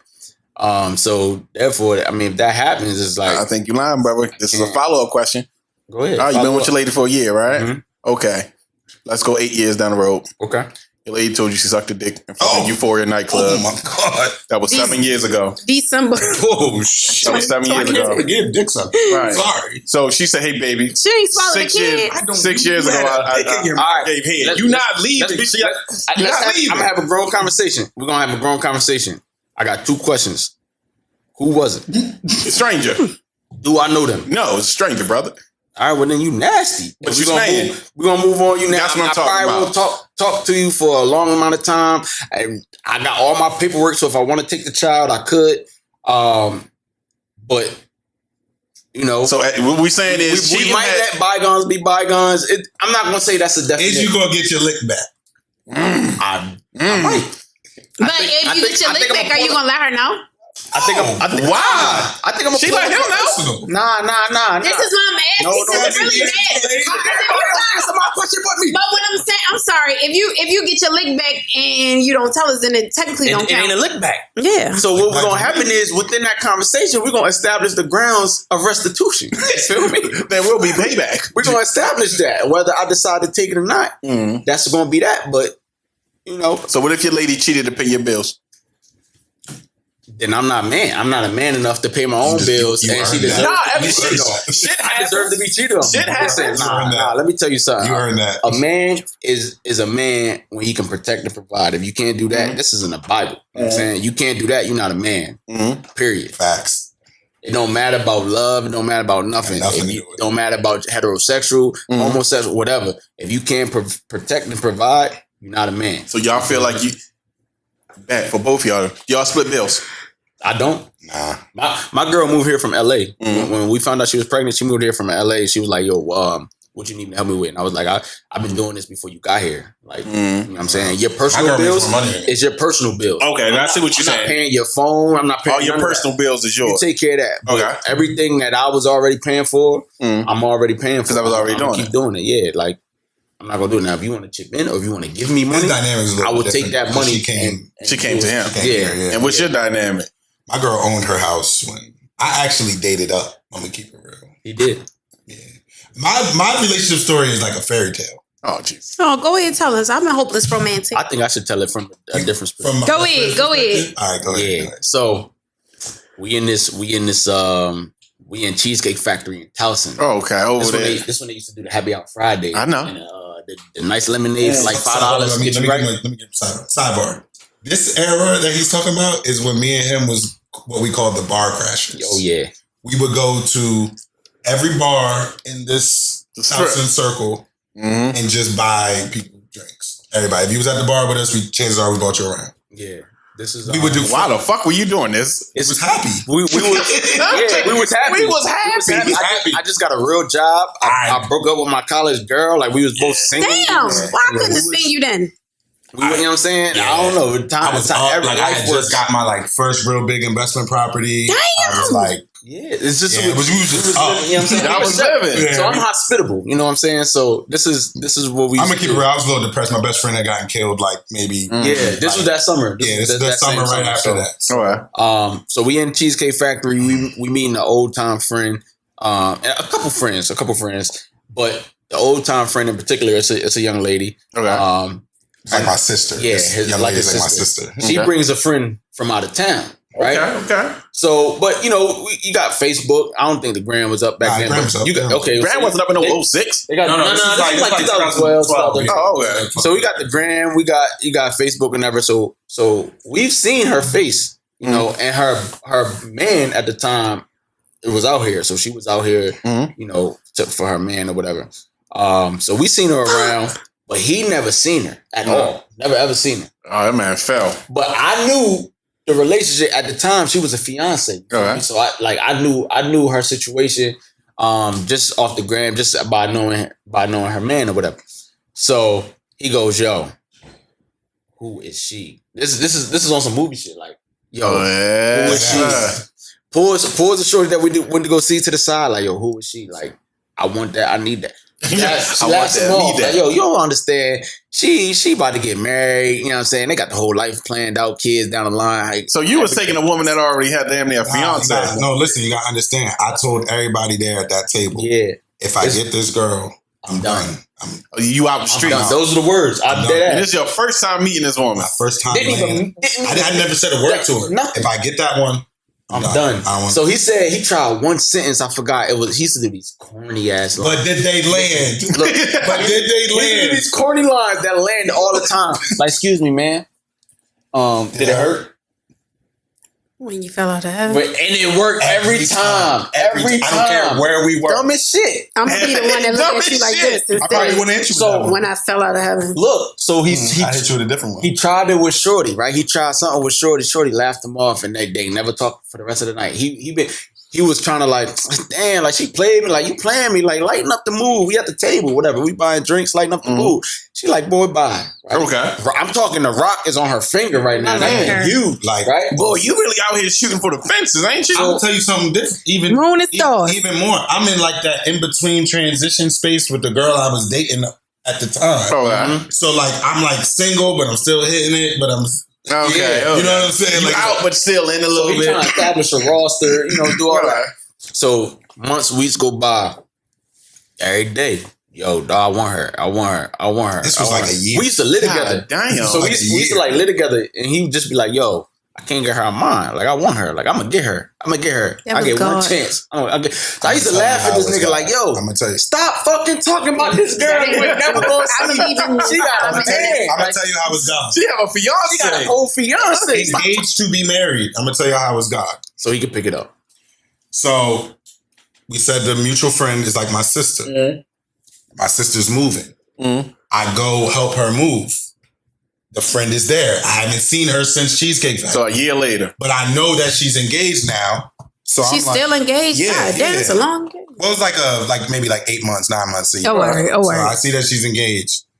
I had seen her at homecoming too, and I noticed that homie wasn't around. Look at he been scouting her for a minute. Y'all don't understand. This is fairy tale. This is manifest destiny. Yeah, like right? this is I asked the universe and it delivered. Okay. So I see that the man isn't there, so I'm rapping with her. She told me this story later on. Like I'm talking to her and I'm like, where your fiance? She's like, he not here. I'm like, oh, that means I got 5 minutes to talk to you before somebody comes and interrupts. Right. So I'm talking to her for 5 minutes. She said some girl came up to talk to me. I was like, hold up. Don't you see I'm talking to somebody way more important than you? I don't remember this. But this is homecoming. Anyway, maybe like a couple weeks later, I see she's at my friend's house helping her move. We're doing a move thing. So I tell her congratulations on getting engaged. I hadn't had a chance to tell her. She goes, that shit ain't about nothing. He just bought me that ring to shut me up. Oh, she done lit the fire under your ass. Has no idea that she's done this. No. Has no idea that she's done this. So I'm like, fuck you. So you in love? Bro, I was in love the day I saw her in Cheesecake. You can't hear that in the story? It was over, man. It was over for me. From the day I laid eyes on her, I was like, oh my God, that is mine. You were made for me. You are my flavor. Everything about you is for me. Mm-hmm. And so she's telling me how she don't think that the nigga was serious when he proposed to her. So I'm defending the nigga on some man shit. On some man shit. Like, yo, nah, put it on the gram. My dumb ass, this nigga's wild ass nigga. Yo, that's a wild boy. That's a wild boy. So anyway, so I'm like, I don't think she meant to tell me that. So I pulled my friend to the side, like, yo, your girl just she threw something in my ear. Am I bugging? Or I'm gonna go full force like this. I literally said, I don't think she knows that she wasn't supposed to tell a nigga like me. So my friend starts laughing and goes, yeah, it's looking a little rough. So, all right. I have this philosophy. I'm an honorable man. I told you, my father, we believe in the honor code. Right. I do not break up happy homes. Because how you get them is how you won't lose. break up a happy home. Hold on. Let me give you the preface. Give it to me. But I will rescue a damsel in a burning house. Damn. You get what I'm saying? God. This man got the game. God. So this became a burning house. And I knew. So, you remember the day I called you? I watched this play out. I watched the universe, like, go ahead. Listen, so I'm like, we start having like DM conversation, nothing over the line, just communication. Right. And I remember telling my friend, her friend too, this is her best friend who's like my sister. So her best friend, I remember telling her, I'm like, yo, your girl's giving me a lot of rap. You got a shot. I don't think I got a shot, yo. No. An engaged woman is talking to me every day in Instagram. But you got it. There's something there. Right, I'm not. So I'm like, yo, she's talking to me a lot. Like more rap than she's ever given me. I've been in her DM since the day I met her. So my friend is like, yo, yeah, man, it's looking bad. She just called the wedding off. I said, get the fuck out of here. I hung up the phone. I said, yo, let me call you Big back. Leon just slid in our fucking life. Listen. Call He's like, yo. He said, yes. I said, my nigga, you not gonna fucking believe that shit. He said, what? I said, yo, why actually? What's your dumb ass? Why so just say blah, blah, blah. Right? He like, what? I'm like, nigga, it's over. I'm in. So this is when I really knew I was in. She was talking to your ass back for months. That's how I knew you was in. I'm a girl. No, I was already in it. This is when I knew I was in it. When you can get in? No, that's an even more fairy tale story. Okay. So that was romantic too, huh? So yeah, it is because I break it. But so she deletes her Instagram. I'm like, fuck. I didn't get the number. Right? I'm with you. I'm like, damn. Oh well, I guess that was that.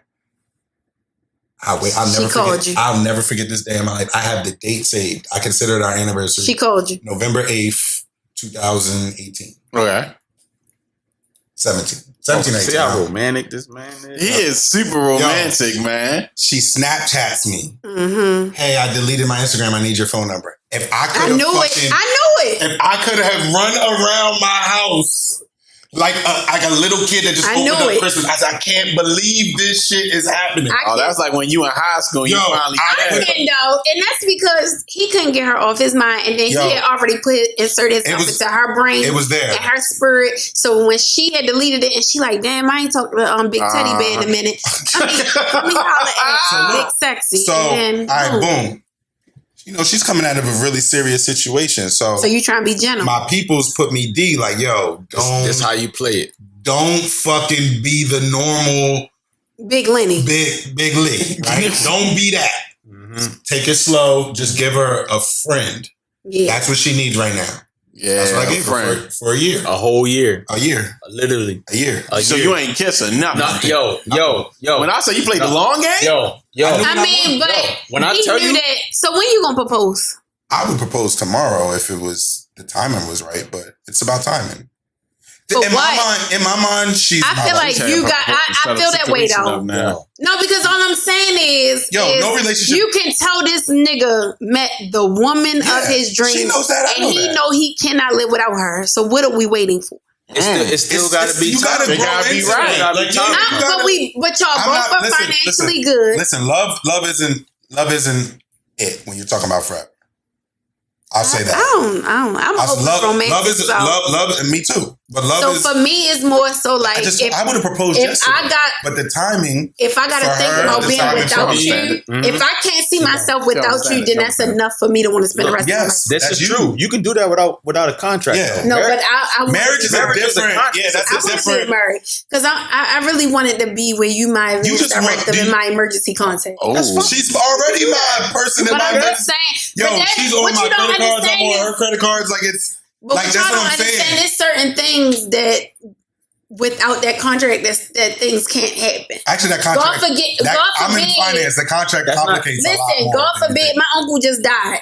He was with his girlfriend. She's the benefactor of my life insurance. Listen, my uncle had been with his girlfriend since February 14th of 1988. For your ass. 1980. We seen it on the paper. The nigga wrote it and put it in a damn lockbox. He died unexpectedly in her house. Mm-hmm. The girlfriend name is on his bank account, but she couldn't get the money out unless she presented the the death certificate. The girlfriend could not do things or sign things that the wife could do. Yeah, I'm gonna tell you why. Because he didn't put the stuff in place. Yeah, he didn't have his that's my business. He didn't have his paperwork in order. And you know that, but I'm saying, yo, listen, if I die tomorrow, my girlfriend gets. Don't tell us all that, don't. No, she off me. My dog's got me, so I ain't worried. She off me, man. My dog's not. She'll get some. She be shooting too. After of course my family is taken care of, she'll get money from my life insurance. Right. She has access. She's a signer on my bank account. She's like. You just gotta set your shit up. And all intents and purposes, all right, but she's my wife, right? But we just haven't gotten married. We haven't had the. I'll tell y'all a funny story. One time, like we're in like this friend space, and she's like, "Yo, we should just get married tomorrow." All right. Maybe because I want to get married, so I don't know. Because marriage is different. Yo. Marriage that's not a. If you don't just jump in. How do you feel about marriage, Chef? I'm all right. So, but you've been with us since 2018. So the traditional world. I love her. That ain't jumping. I'm sorry. I'm sorry. It's a 5.2 on that bitch. I'm sorry. And Babe probably don't even want to get married, but I'm all fighting for this and shit. Like, listen, marriage. See, we got understandings about marriage. We already had these conversations with our significant others. I know, but that's what I was just saying. We like, I'm all fighting for them, and we're gonna have it with you. They probably good. So my idea of marriage is that I definitely want to get married, but I also understand what marriage is. Marriage is just a license. A license is basically a contract or... You are speaking for men right now. Exactly. That's all it is. That sounds like it's the license to give the government power to oversee your stuff. That's all a marriage is. That's all a marriage license is. That's it. That's it. We got a better chance, me and her specifically. Surviving without the marriage. And just starting a business together. Yeah. And letting that business. We can do all of that. And letting that business. No, you can't. I'm going to tell you, women don't want to hear that. Let's go with the money. Because women want the wedding. I'm about to cry like it's me. Come on, say it again. Women want the wedding. Women want the wedding. They don't want the marriage. I'm really about to tear up like it's me. Like, my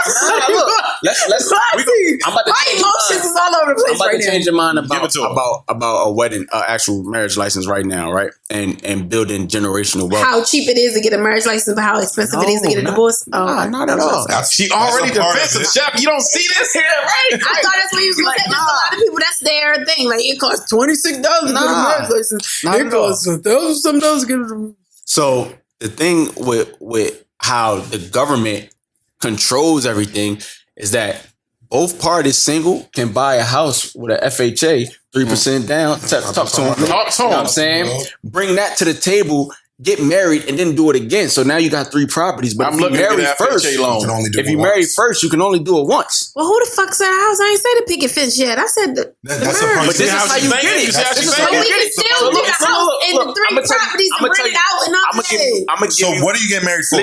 Lee, they on your ass. Lee, go ahead. I'm gonna give her my plan. You know what I'm saying? The one that we put together. All right, so look. Don't put that in the atmosphere. Y'all on her ass. She don't like it. No. I said that because I've been learning to keep certain things to myself until. What is for me is for me. Yeah. You can't get it. It's written already. I told the universe I want the girl. It's written. Yeah. The girl came. The universe brought the girl to me. I disagree with you. Let me tell you something. There's literally nothing. Our relationship with the universe is nothing me or him have ever asked the universe for that we haven't gotten. I'm good. To this point, right now. I promise. So look. So Promise you. I'm gonna tell you, my girl wants a mansion, country house with a farm and some wild shit, right? Oh, you can get that from Liberty Road, like all the way up. Exactly, Liberty Road. No, but those are the places where she want to live. I don't want to do that, but that's where she want to live. But in order to get that, go back to my mom. How do I get to go to plan the strategy? Right? You love a plan. So exactly. Mm-hmm. So in this area, I buy a house. The house.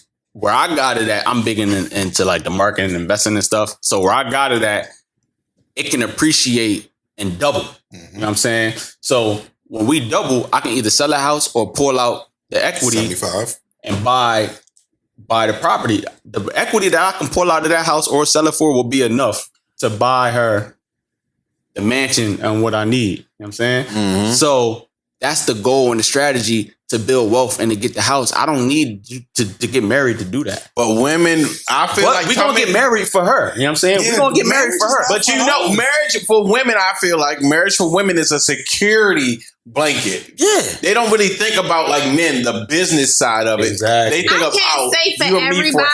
Watch how I kill her. I can't say that for everybody because I know females that do only want it for I'm talking about marriage polygamy, not. Hold on, but I know females that's like. I know females that is only there for just the wedding part, and that's it. Not knowing the work that you got to put in afterwards. It starts after the wedding. Yeah, right. But that's what I'm is saying. forever. I host weddings, so I'm around weddings. Yeah, man, go ahead. I'm around weddings a lot on the weekend. I'm walking in this house drunk, and after this, she'll be like, bro, she gonna be like, yo, I had to change the baby 4 times, and look at you coming in here for a fucking happy hour. Yo. I'm gonna get in. Yo, I'm just saying, like, I feel what you're saying. Like, look, I'm blessed to, like, my girl's not the traditional, like, type of, she believes in traditional. I know, and that's why I said I'm fighting for them, and I'm pretty sure that they good with the situation. So, look, we understand. We get it. I can only speak for us two.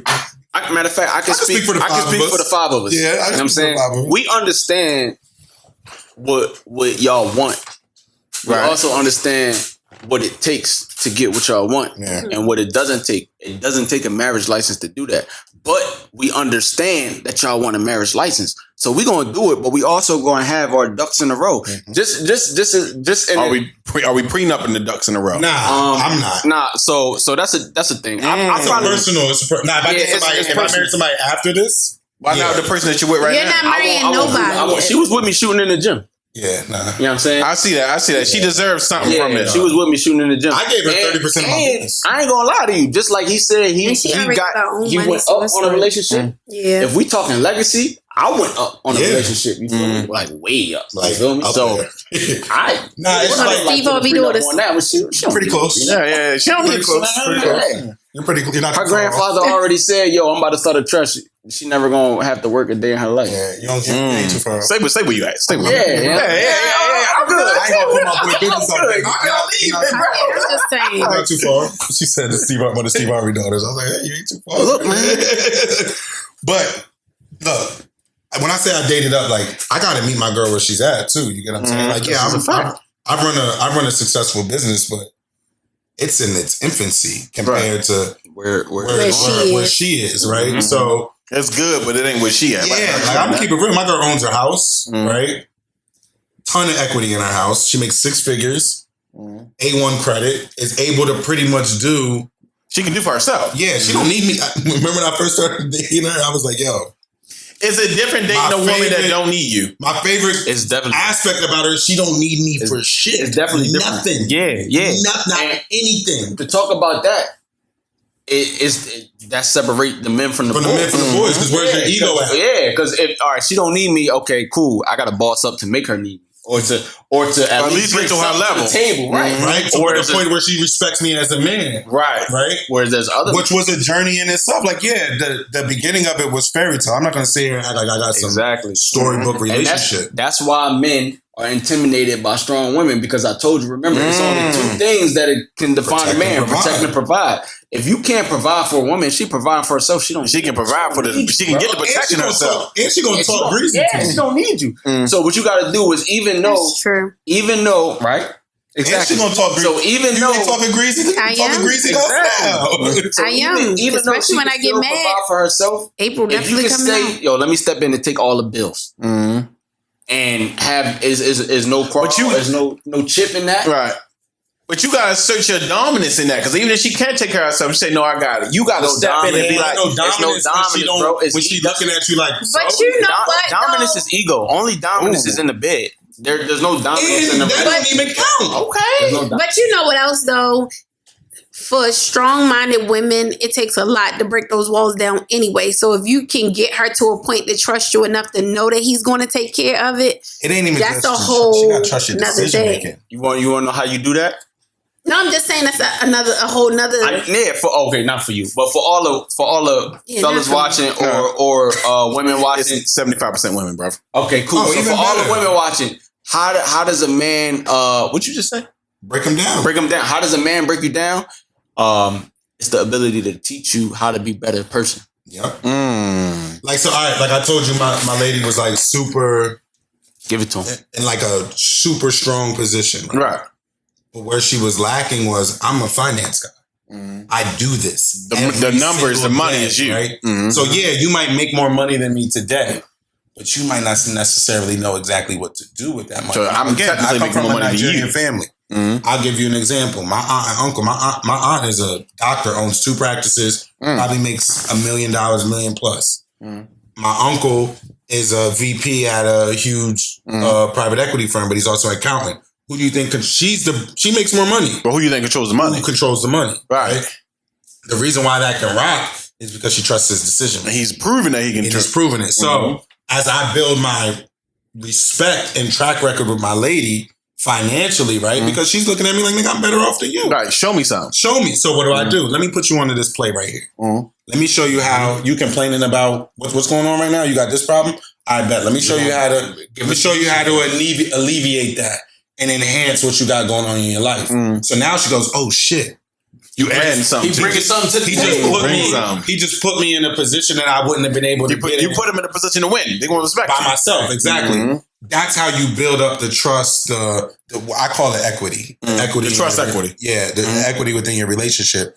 Because look, black women, the unfortunate thing is for years, y'all been dealing with mediocre and less than men. As a whole, right? Shit. And then nowadays, we're shown that if you don't have the plastic surgery bodies, if you don't got the that is real. Y'all That you kicking cannot, that you can't. But listen to me. This is the reason what I'm saying. If you don't look a certain type of way, then you cannot get a man like y'all. Exactly. That's bullshit. No, it's not. Nah, When you're looking, fellas, when you're looking, if that's how she feel. You know what I'm saying? It's just what I how she see. feel. It's just what I see. Let me tell you something. And I'm not saying that y'all women are like that, but I'm just saying it's the way that social media and society is today. That's how they make you seem like, oh, if you don't, why? I feel like that's the reason why a lot of these girls out here, it's 1,000 women on planes on the. You know what's crazy? I don't think it's men that do it. What you mean? I think it's society. I don't think it's men that make women go and get. It's society, but it's what we're seeing. It's women, I other think women. It's women But that it's we're both. seeing. It's Like, both. It's society, she went though. got body down. Now she got nigga with money, and he in the industry, or he got 5% of niggas in the black community. It's entertainment, niggas. Thank you. Like these niggas is not These not the masses. It's not the masses. Like right, like you might. Street niggas is the masses. Street niggas is the masses. Niggas and niggas is the masses. Right. You saying a very small percentage. It's just because it's in our face all the time. Instagram. But in reality, those women ain't walking on the they block. not, man. Listen. You know what I'm saying? I'm not even like the nigga that holler at you at the gas station ain't worried about he worried about shorty with he don't even know. He ain't worried about that. He don't even know if that's how she really look or if that's surgery. One thing about men know they lane. You feel me? Absolutely. Women might say, all right, I want the ball player. I'm a 6, I'm a 7. Men know exactly what they can get. get. This 10-ass nigga, and I'm gonna get him, and I deserve him. Men say, I'm a 6, I'm a 7. I'm gonna go for this 6. I'm gonna go for this 7. I might go for this 8. I might go for this 8. You know y'all niggas go for the ugly bitch and be like, it's the vibe. It's the vibe. But it's That is the vibe. Yo, it's 2 reasons. I'm breaking man code like a motherfucker. Don't you dare. It's 2 Don't do it, reasons. King. He off the King, they said don't do it, King. Don't do it. Let's do it to him. I'm gonna give you one. This gonna be the one, and I'm done. It's 2 reasons why men do that. It's 2 reasons. One, either damn, that's God, because I forgot what the fuck I was God said, hey. He said interception. Don't worry. That's what I'm saying. Oh my God. Your ancestors came right in this bitch. Oh no, you won't. That's how tapped in we already do. Yo, listen, this is what I'm saying, right? That surgery shit is cool, right? Most of the time, niggas can't even really tell. Let's keep it right. Let's just shit. Nowadays, you can. Damn. Yeah, I'm glad you did it though. Because say what you want. Say what you said again, and maybe you bring it back. No, what is wrong? Look, he want that thought back.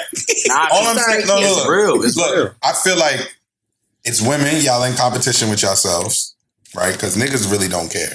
I ain't gonna say niggas I'm gonna be the only fat bitch in the nursing home. Okay, hold. I don't care. Hold on. Right now, your girl right now in your eyes is a what? Woman on this. No. Your girl right now in your eyes is a what? 20. Right. To other men's eyes, what you think she is? A 20. She's very attractive, right? Yeah. Okay. Do you think she worked on being attractive? No. She didn't? No. If you knew my girl, you would understand what I'm saying. Can't lie. If you knew his girl, you would think that she woke up like this. If you knew so you have an attractive woman, right? Yeah. So when she decides to get dressed, you know what I'm saying? Then she puts on the 20 face. Yeah. You know but on a daily, it's probably 10. Okay. So that's what she 9. is. So what if she said, hey, babe, I know I'm a solid like 8, 9. How would you feel if I just like, jump up to a 10? She asked me to pay for it. Would you say no? I said no. Why? Because she don't need it. But what if she want it? Now if she wants it, it's something for her. But it is a difference between needs and wants. I have a rule though.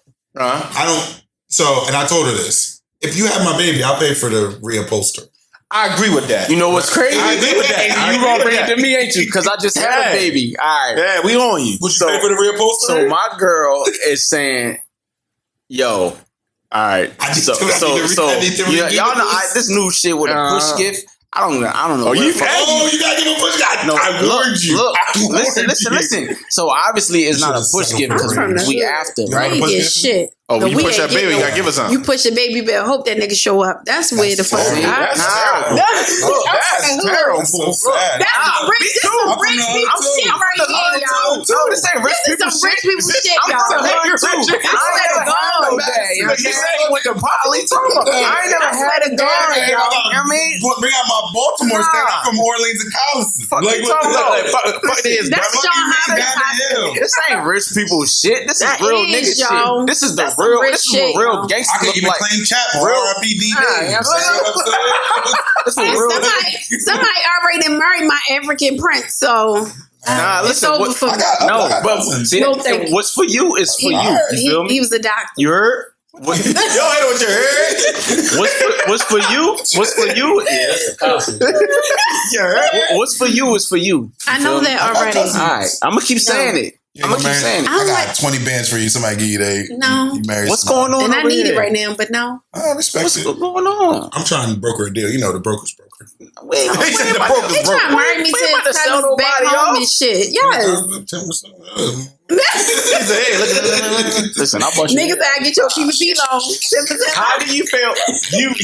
You guys know what type of getting an idea what type of woman she is. Because clearly she's been hurt before and shit like that. All of them have been hurt. Okay, so do men, where she is right now, a lot of women, not going to say her, but a lot of women that have been hurt by men, shit on me. Yeah, I mean, been hurt, feel like, okay, well, this is the only type of man I deserve. I don't think that. They should run with that. They should not run with that. No, they should talk about. Because you talk about based on experiences of her being hurt. Excuse me. No, ma'am. No, sir. No, sir. Mr. Christmas. I'm gonna break it down. I'm gonna let y'all get the shit that I just went through. I will never in my life put myself in that predicament. I'm gonna break it down. I'm gonna break it down what I meant when I said what. All right, because I will never do that shit again. First of all, when you know better, you do better. As your man, recant that statement and rephrase it and represent it. All right, you know what I'm saying? All right. Maybe not. I'm using that one. Let me get arguing with my lady. You know what?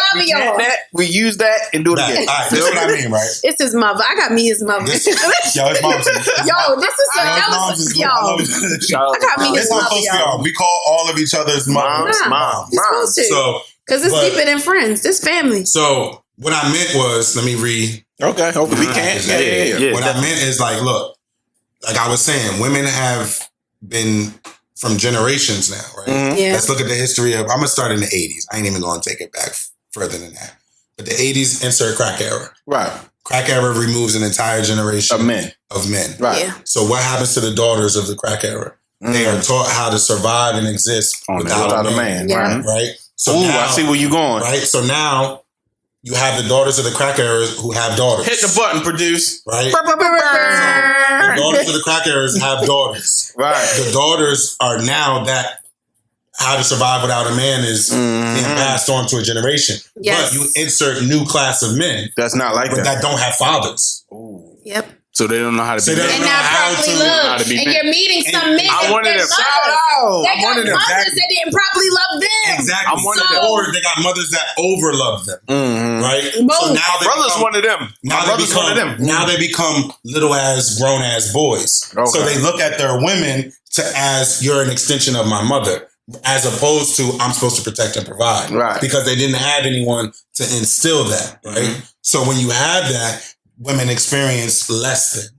So when they experience less than, I'm just using the point again. Point again. You're the only one. Look, he did it again. You don't know how to stop. Right, but they experience. But you also just and you are less fortunate with your bitch ass. That's how I felt. I felt less than sitting in this chair. I was like, damn. I wasn't trying to do that.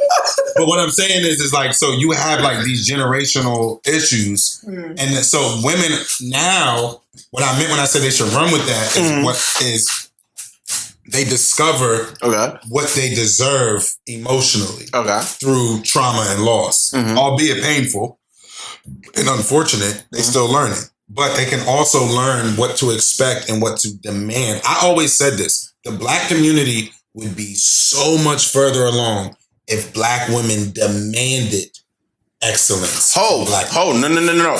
I feel like right now, and Chef, you can tell me if I'm right now, when you went to like the 80s and the 90s, the early 2000s, I feel like right now, the women, like with women, Black women especially, being highest in education, I feel like now they are demanding that, I need this. My girlfriend is unapologetic. I will about what she wants from me. I correct that. Go ahead. I think the women are saying, not that I need this, is that I need this, but I'm going to get it. I don't need to. I don't need to depend on anyone else because I'm just the same. I'm just as able, valuable, or I'm just as able as everybody else on this planet. You know what I'm saying? For the first time, Black women don't need men at all. Are like superior. I'm actually gonna say it. Been superior. No, no. He's been superior. But Black. Okay. So I do the same thing. I'm gonna rephrase. You know what I'm saying? Represent. Black women are realizing. That they're superior. Yeah. Right. Okay. And they're using it, and we seeing every day that these women are Wonder Women. Yeah, you know they're superheroes. Like they're real live Amazonians. Yeah, like this is what we're seeing every day. And what happens with that is we fucking Green Lantern trying to run behind. The thing is like you're trying to run behind her. Like, hey, the reason why you was like, yo, it's hard for women to get men like us. There's nothing special about. I mean, don't say that shit. Whoa, what the fuck? I mean, pour the plug. You're a motherfucking lie. Pour the plug. That's what I mean. That's what I mean. We are guys from. That's all right. I'm going to just sit at college campuses, Indian style. I'm in tune.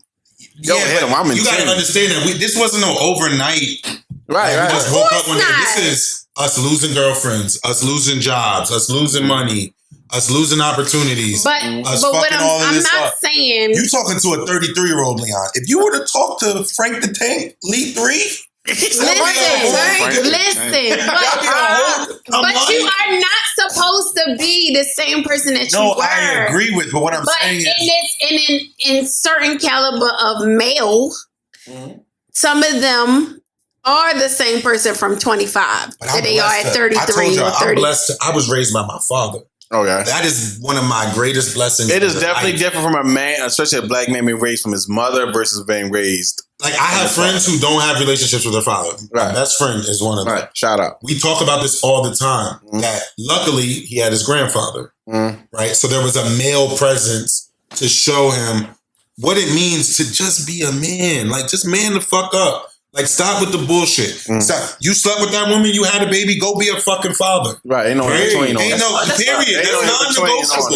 Right. Like, why are we making excuses for basic man shit? Right. You don't put your hands on a woman under any circumstances. I'm saying period. Why is that? And she shouldn't have hit me. No, nigga. Leave the house.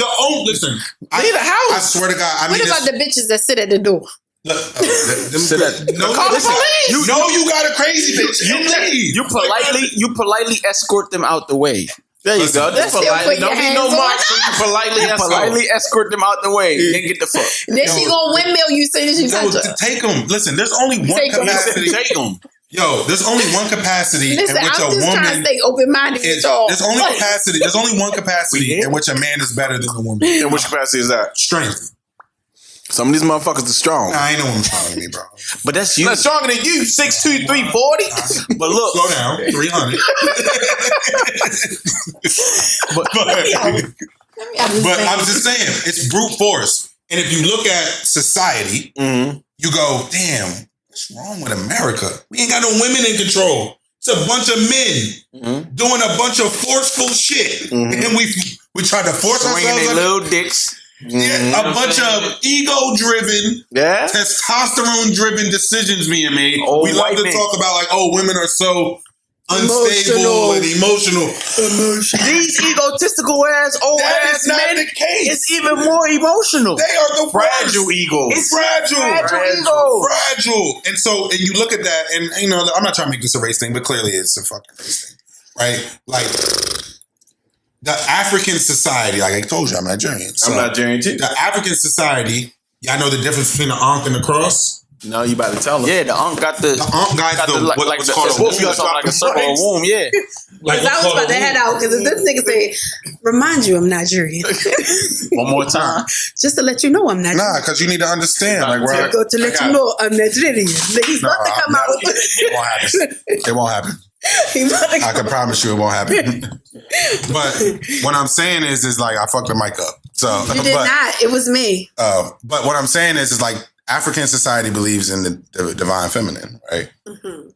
So if you think about it, the ankh is a crucifix, but it has a circle on the top of it. That circle on the top of it represents the woman's womb. The two lines on the side represent the man's balls. Ooh. And the staff going up represents that's creation, right? But if you take that and remove the womb, and now you just have dick and balls, you have no creation. You have no creation. So since we talking about dicks and balls and wombs, how y'all feel about no shade? Man, dick balls. I don't know shit about it. No shade to the LGBTQ community. I don't got no. But I just see that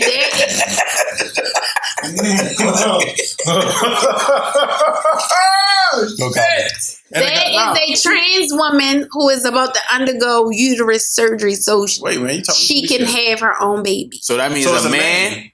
Be on the same page. It's a man? Yes, I'm going to get my disclaimer. Listen, that transformed into a woman and is about to undergo uterus surgery, which means they probably already had the vagina surgery. But now they're about to get uterus surgery. So when I did my research, apparently it's a very risky surgery and then a lot of things can fail, but the community is saying that this is something that they want to make the new norm. Okay, so look, I'm not going to touch on any of that. No, don't get canceled. I got you from here. Go ahead. I got you from here. We're not going to touch on none of that. Okay. Right? Okay. I'm just going to speak on one thing, and it's sports. All right. So, if you're born with a dick and balls, you're not playing female sports because you are physically superior than that bone person. Structure is different. Okay, so if y'all want to go into the uterus thing, hold on. So the sports thing, so you did see that they're now welcoming the trans America into the opposite. Whatever it is, I don't feel like I can. You should not be able to. But I'm saying because there was a trans. It was a trans. And I want to. I'm the political. I want to say Nah. Let's not do it. Let them handle it. It was a trans person that just went into boxing. For the yo, I side on the side of life. Hold on. And then the trans woman just won Miss America. So I don't know. I'm not familiar with when you put trans in front of the gender. Does that mean that means a trans woman? Whoa, trans woman was a man, Yes. won Miss America, Yes. that's not fair. Well, no. Slow down. Because she was That born. watch out what you saying, bro. Listen. It did. And then there's another one that's a boxer. All right, fuck that. I'm gonna say this: the rules and policies. You are an executive chef. Exactly. The rules and policies of Miss America need to be amended so that you say natural born woman. But they're not putting sexes on birth certificates. No more. Right. You know? That's a new thing. That's a new So thing. fuck we robots. You ain't putting no sex. It's all inclusive. Your child gets to choose. Listen, what they I'm are. not gonna talk about it, but I'm a man, y'all. I was born with dick and balls. You feel me? If y'all looking for that, because they're gonna say, does that make you a man? Because you was born with a dick and no, balls. I told y'all earlier in this episode, if y'all was listening, if you stay tuned for this long, then I Protect and salute provide. y'all. But a man is determined by if you can protect and provide. As again, if you go back and watch, I said it doesn't matter if you're heterosexual, homosexual, whatever. If you can protect and provide, then you're a man. If you want to be a woman and then protect and provide in your household, and you want to become the man of your house, then under your house, you know what I'm saying? Under your house, you can be a man. But, you know, the Bible, it was a certain young man in the Bible that said, as in this house, we will serve the Lord. So that means that you can say, in this house, these are my rules. You feel me? That's all I got for y'all. Okay. That's a very slippery slope. But, fellas. Yo, you know what I got? Oh, shit. No comment. Nah, because look. Shit, he Big back. Lenny. He back. Look. No comment, bro. No comment. But since I'm in here, the one thing I will say is that the no comment. LGBTQ community, one, they keep on adding letters, so they keep on getting bigger, which is unfair. Ain't Q on the end of it? I said that. LGBTQ, right? Yeah. What's the difference between queer? I know. Yeah, I'm out. They know. But we're not part of the community, so we don't know. I do got one. But they blame you a part of that not being a part of the community. Let's stop trying to compare their struggle to the struggles of African. That's what I was saying. That's the only thing I got to say is that that's not the same, bro. Don't stop comparing it to African Americans. Stop comparing it to Jewish people. Stop comparing it to Asian Americans. Before we get up out of here, I did see on TikTok where the lady said it's okay if you're not attracted to someone of that community, right? Fuck. And a gay man came out and said, "Well, that's transphobia." Why do we got okay? All right, I'm not attracted to white people. Was that white folks? She laid a bear trap. How you ain't see the fucking bear trap? She put your ass in it. She did. How did you fall? She caught your ass. It's the Casa. It's the Casa. Yeah. All right. Listen, when y'all bring this up and y'all got something to say, make sure y'all talking to Drunk King.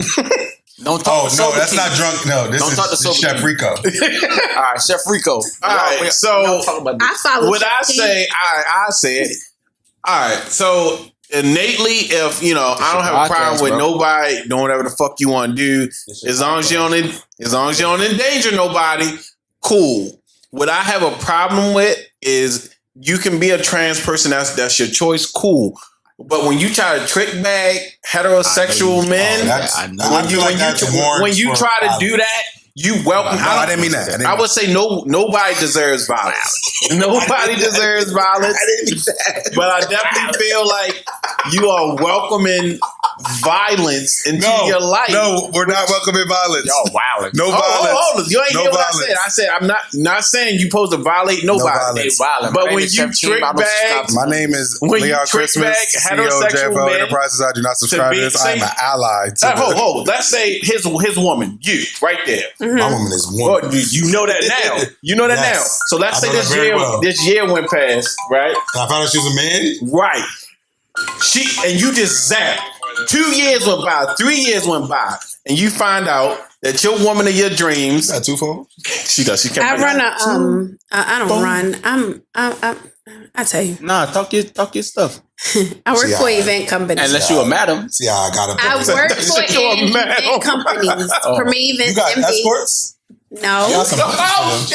I am an MC, so I host events, weddings, birthday parties, and I work alongside of DJ Gully.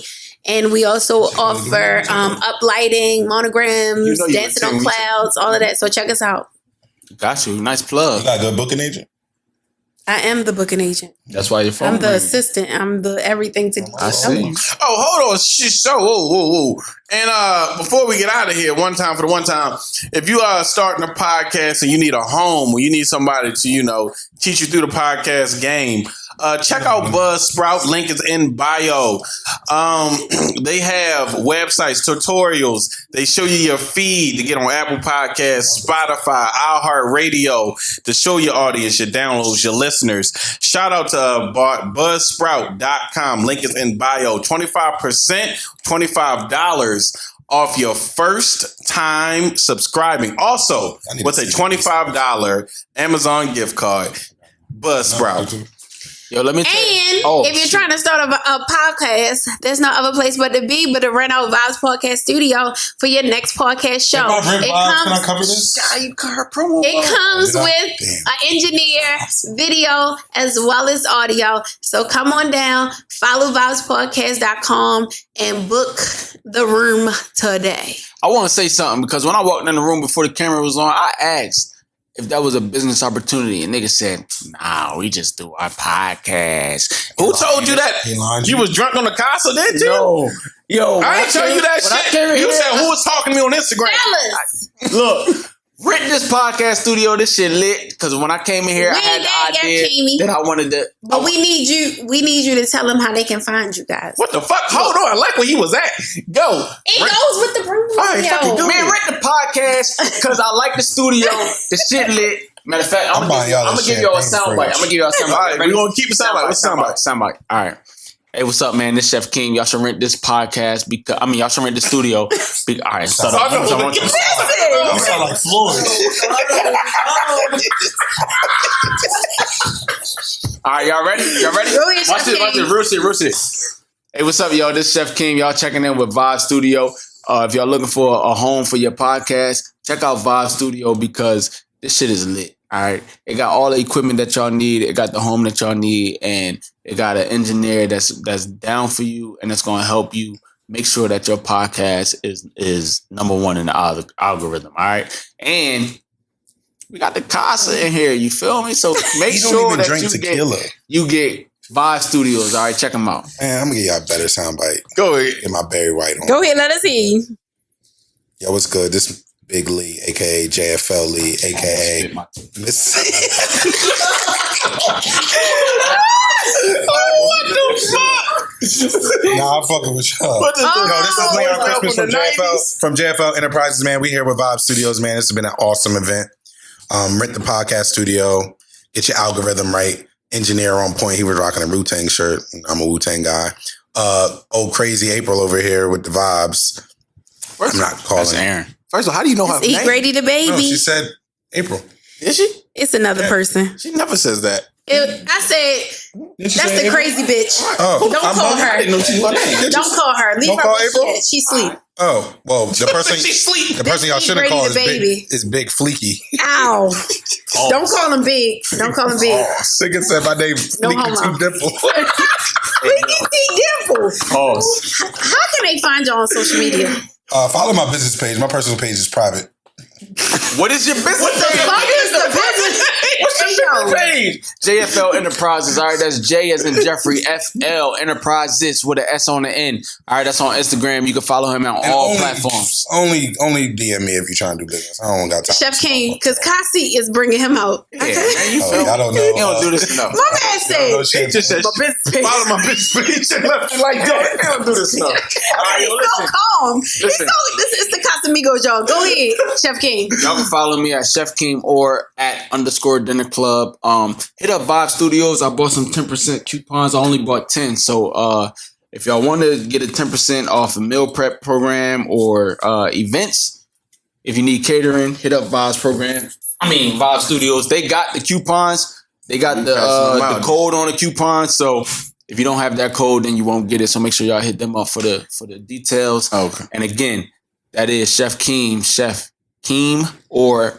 And what about the restaurant? Tell us about the restaurant. So you can come to the restaurant. It's Torch Foods. If you Instagram Torch Foods, you will see us. Or you can come down to Medusa Nightclub. We are in there. You know what's crazy? Oh, Chase the Summit across the street from Euphoria. Medusa Nightclub. Come down, man. You know exactly where that motherfucker at, right on the corner with a hippodrome now. Exactly. Yeah, why you ain't telling me you was right there? 401 West But the junkies on the 7-Eleven. Yeah, yeah, not the 7-Eleven. We premium bar and grill food though. I didn't know y'all was even in there. Can't afford us. They gotta go across the street to the other spot. But we gotta come to Chasing Summers in order to get y'all food. Yes. You can order out. No, you gotta come to Chasing Summer. Okay. You come to Chasing Summer. But yeah, come to Chasing Summer because it's the best event. Yeah, it's the best event in the DMV. Oh, you talking your shit? You better than Poppy's? Poppy Cuisine? Don't do that. We not crabbing the bird with nobody. It's good. We are not crabbing the bird with nobody. I'm gonna ask why I said that. I'm gonna say why I said that. Because somebody I'm cool with has had your food. Awesome food. Her place of choice was Poppy's. I was like, okay. She tried amazing. Amazing. So I was like, hey, she told me about you. That's the reason I found you. Okay. She was like, she's been to your restaurant. Amazing food. So I was like, I asked her one time, I was like, yo, I know you like Poppy's or whatever. How would you rate your food? She said, to be honest, they probably like the two best foods in the DMV area. And I was like, I stood by that. Nah, I with that. Look, Thank you. Whoever you was, I appreciate that. Tasters, homies. Big homies. Big homies. Who I'm missing? That's it. Black Swan. Black Swan. You know what I'm saying? Sean, that's my guy. But that's it, yeah. Homies. Like I said, Taste This, Craig. Taste This is family, basically. You know, they my guys. They my Baltimore fam. So whenever we do some collabs. Shout out to all the Baltimore. Chef Cat. Yeah, all the Baltimore. Kitchen Craig. Those are the homies. Kitchen Craig DC. That's my OG. That's old. That's like the way. When I say I talk to my OGs, that's who I talk to. You feel me? Y'all want that $1 million worth of game? That's where I get it from. Also, look, for all of my chefs, for all of my home cooks, I have a small community of chefs and home cooks. It's huge. I have a community of chefs and home cooks where I just give all the knowledge that I ever learned in this industry because I feel like it's hard for mentors. It's hard to find mentors. It's hard to find advice. It's hard to find, guidance on which way to go in this path. So I give it all out everywhere from taxes to government contracting to developmental books to how to set up a business to accounting to everything. Everything that I ever learned, I give it out. It's free. You can go to my Instagram. You can subscribe, and I'll see you in there if you want to come in. I guess I should shamelessly plug my business. We did just say follow my business page. Right, shut up. Look, my business is very simple. If you want to get your financial house in order, if you're in a position of you want to buy a house, do investments, any type of investments, I'm the person that you should at least have one conversation with. I got some money. I sure am. Yeah. No, I'm serious. Just one conversation. I'll figure out where you're at. Everybody's situation is different, but I'm federally licensed across the board. So we can do retirement planning, we can do life insurance, we can do your home mortgage for what you want to live in, we can do investment property mortgages. We can, like my brother told you, it's my best friend. I wrote a mortgage on his house. It's one of my happiest moments as a professional is to be able to do that for my friends because they're the reasons why I got into this business. So. And if your personal credit not right, we can get you. Oh yeah, personal and business. If you want to build business, if you want to build the business credit, you know what I'm saying, join the community. Money and Mortgages. Follow that Instagram. That's my community page, Money and Mortgages. But yeah, we're all about you need business funding, business loans, do it all of that. E-commerce, do lines of credit. I mean, any type of funding that you need, literally any type of funding from the streets. The middleman. I'm trying to tell you, I can plug in all of my people. If you're an artist, if you're a musical artist, you need management. Hit me, I can get you to the plug. I get you DJ Flow, one phone call. If you need your taxes done. You need your taxes done. My accountant is the best. I got my accountant. Hit me. This is his family circle. Nonprofit. You need some anti-bullying. Any interest in nonprofits and start a nonprofit or getting it off the ground. How to run it, how to build funding and everything. Hit me. I can send you to the plug. Everything. Little Laughs, anti-bullying campaign, Smooth, male empowerment, 100-to-1 management, artist management. JFL Enterprises is all finance. Dinner Club, all hospitality. They like that. We do this, and this is a family squad, so we're going to always plug our brothers' businesses in as well. So what did he say? Take that. Skincare? hit me. I send you to the plug. Send it to the plug. My girl got a big. You need interior designing. My girl is the plug. This is a family business. Like this is a family. Man. It's one band, one sound. We all win. We all entrepreneurs, so we all gotta help each other make money in order to. Flo called me this morning. In order to be on the yacht, he called me too. $300K worth of inventory. Yeah, call me this morning. I gotta play for you. Say less. So, if we all talk about where we want to be, it's only right that we help each other get. I'll be honest. We got a race going on. The first one to buy everybody Raris. Yeah, that's the race. That's the race. Who can put what on the tag? Yeah. So if I buy him a Ferrari, it's gonna say from JFL. If I buy me a Ferrari, it's gonna say from Chef. You feel me? From Keem, whatever. Yeah. Listen, before we get out of here, y'all just sat here and negate black people never step on the ladder. And listen, this is what we do it for, though. I understand that. Don't let all the banter confuse y'all. We do it for our These people. brothers is about their business. Yeah. So before we get out of here, one time for the one time, with y'all being successful and knowing, certain businesses and industries, what is next for Chef? What is next for Big Leon? I'm so glad you asked. I'm in the midst of going into the next phase right now.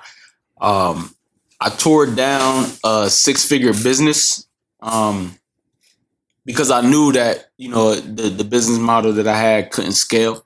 So I tore it down and started from scratch to build a multi-6-figure or possibly a multi-million-dollar business. I'm cool with a multi-6-figure because look, man, there's motherfuckers like him that be like, be bigger than that. Look, like my mom said, the goal, the plan, and strategy. I don't need multi-million. I don't need this business to be multi-million to get to where I want to be. But anyway. So I tore down a 6-figure business, which was mobile catering, which was me going out and doing, events or whatever. I grew that to a 6-figure business to restructure and do a business, which is meal prep, which will take me to where I want to go. So that's what's next for me. My goal is to coming for you freshly. You know it. My goal is for my company to be a multi-$1,000 business, and then from there I will scale it to a multi-million-dollar business. Then I'm gonna sell it. All right. What about you, Big Leon? I ain't selling shit. This is mine forever. But the goal is to build the #1 Black-owned financial firm in this country. Mm-hmm. I'm trying to compete with the big dogs, the Fidelities, the BlackRocks, the Blackstones, the Bank of Americas, the Merrill Lynch's. So it's just about helping as many people as possible. That's what's next for me. Any capacity in which I can help those underserved communities. I want to create a new class of home buyers and homeowners. So if I can, in the next year, if I can help 100 people get a home, I've had a good year.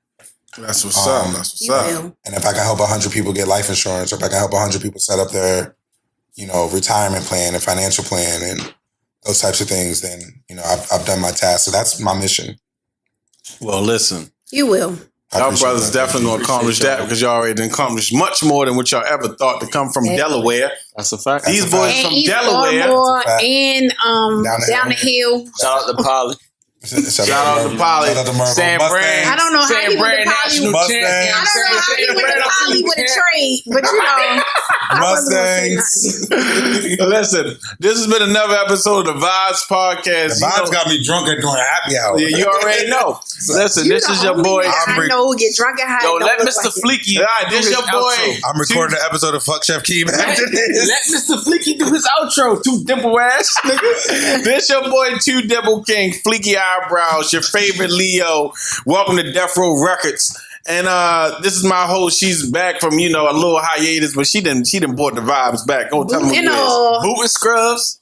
Boot and all. You already know it's your girl, E. Grady, the motherfucking baby. The owner and operator, EA Cupcakery. The doors may be closed, but the business still goes on. And your girl who comes on with 13 jobs and a hobby. And it's just like that. It's a vibe.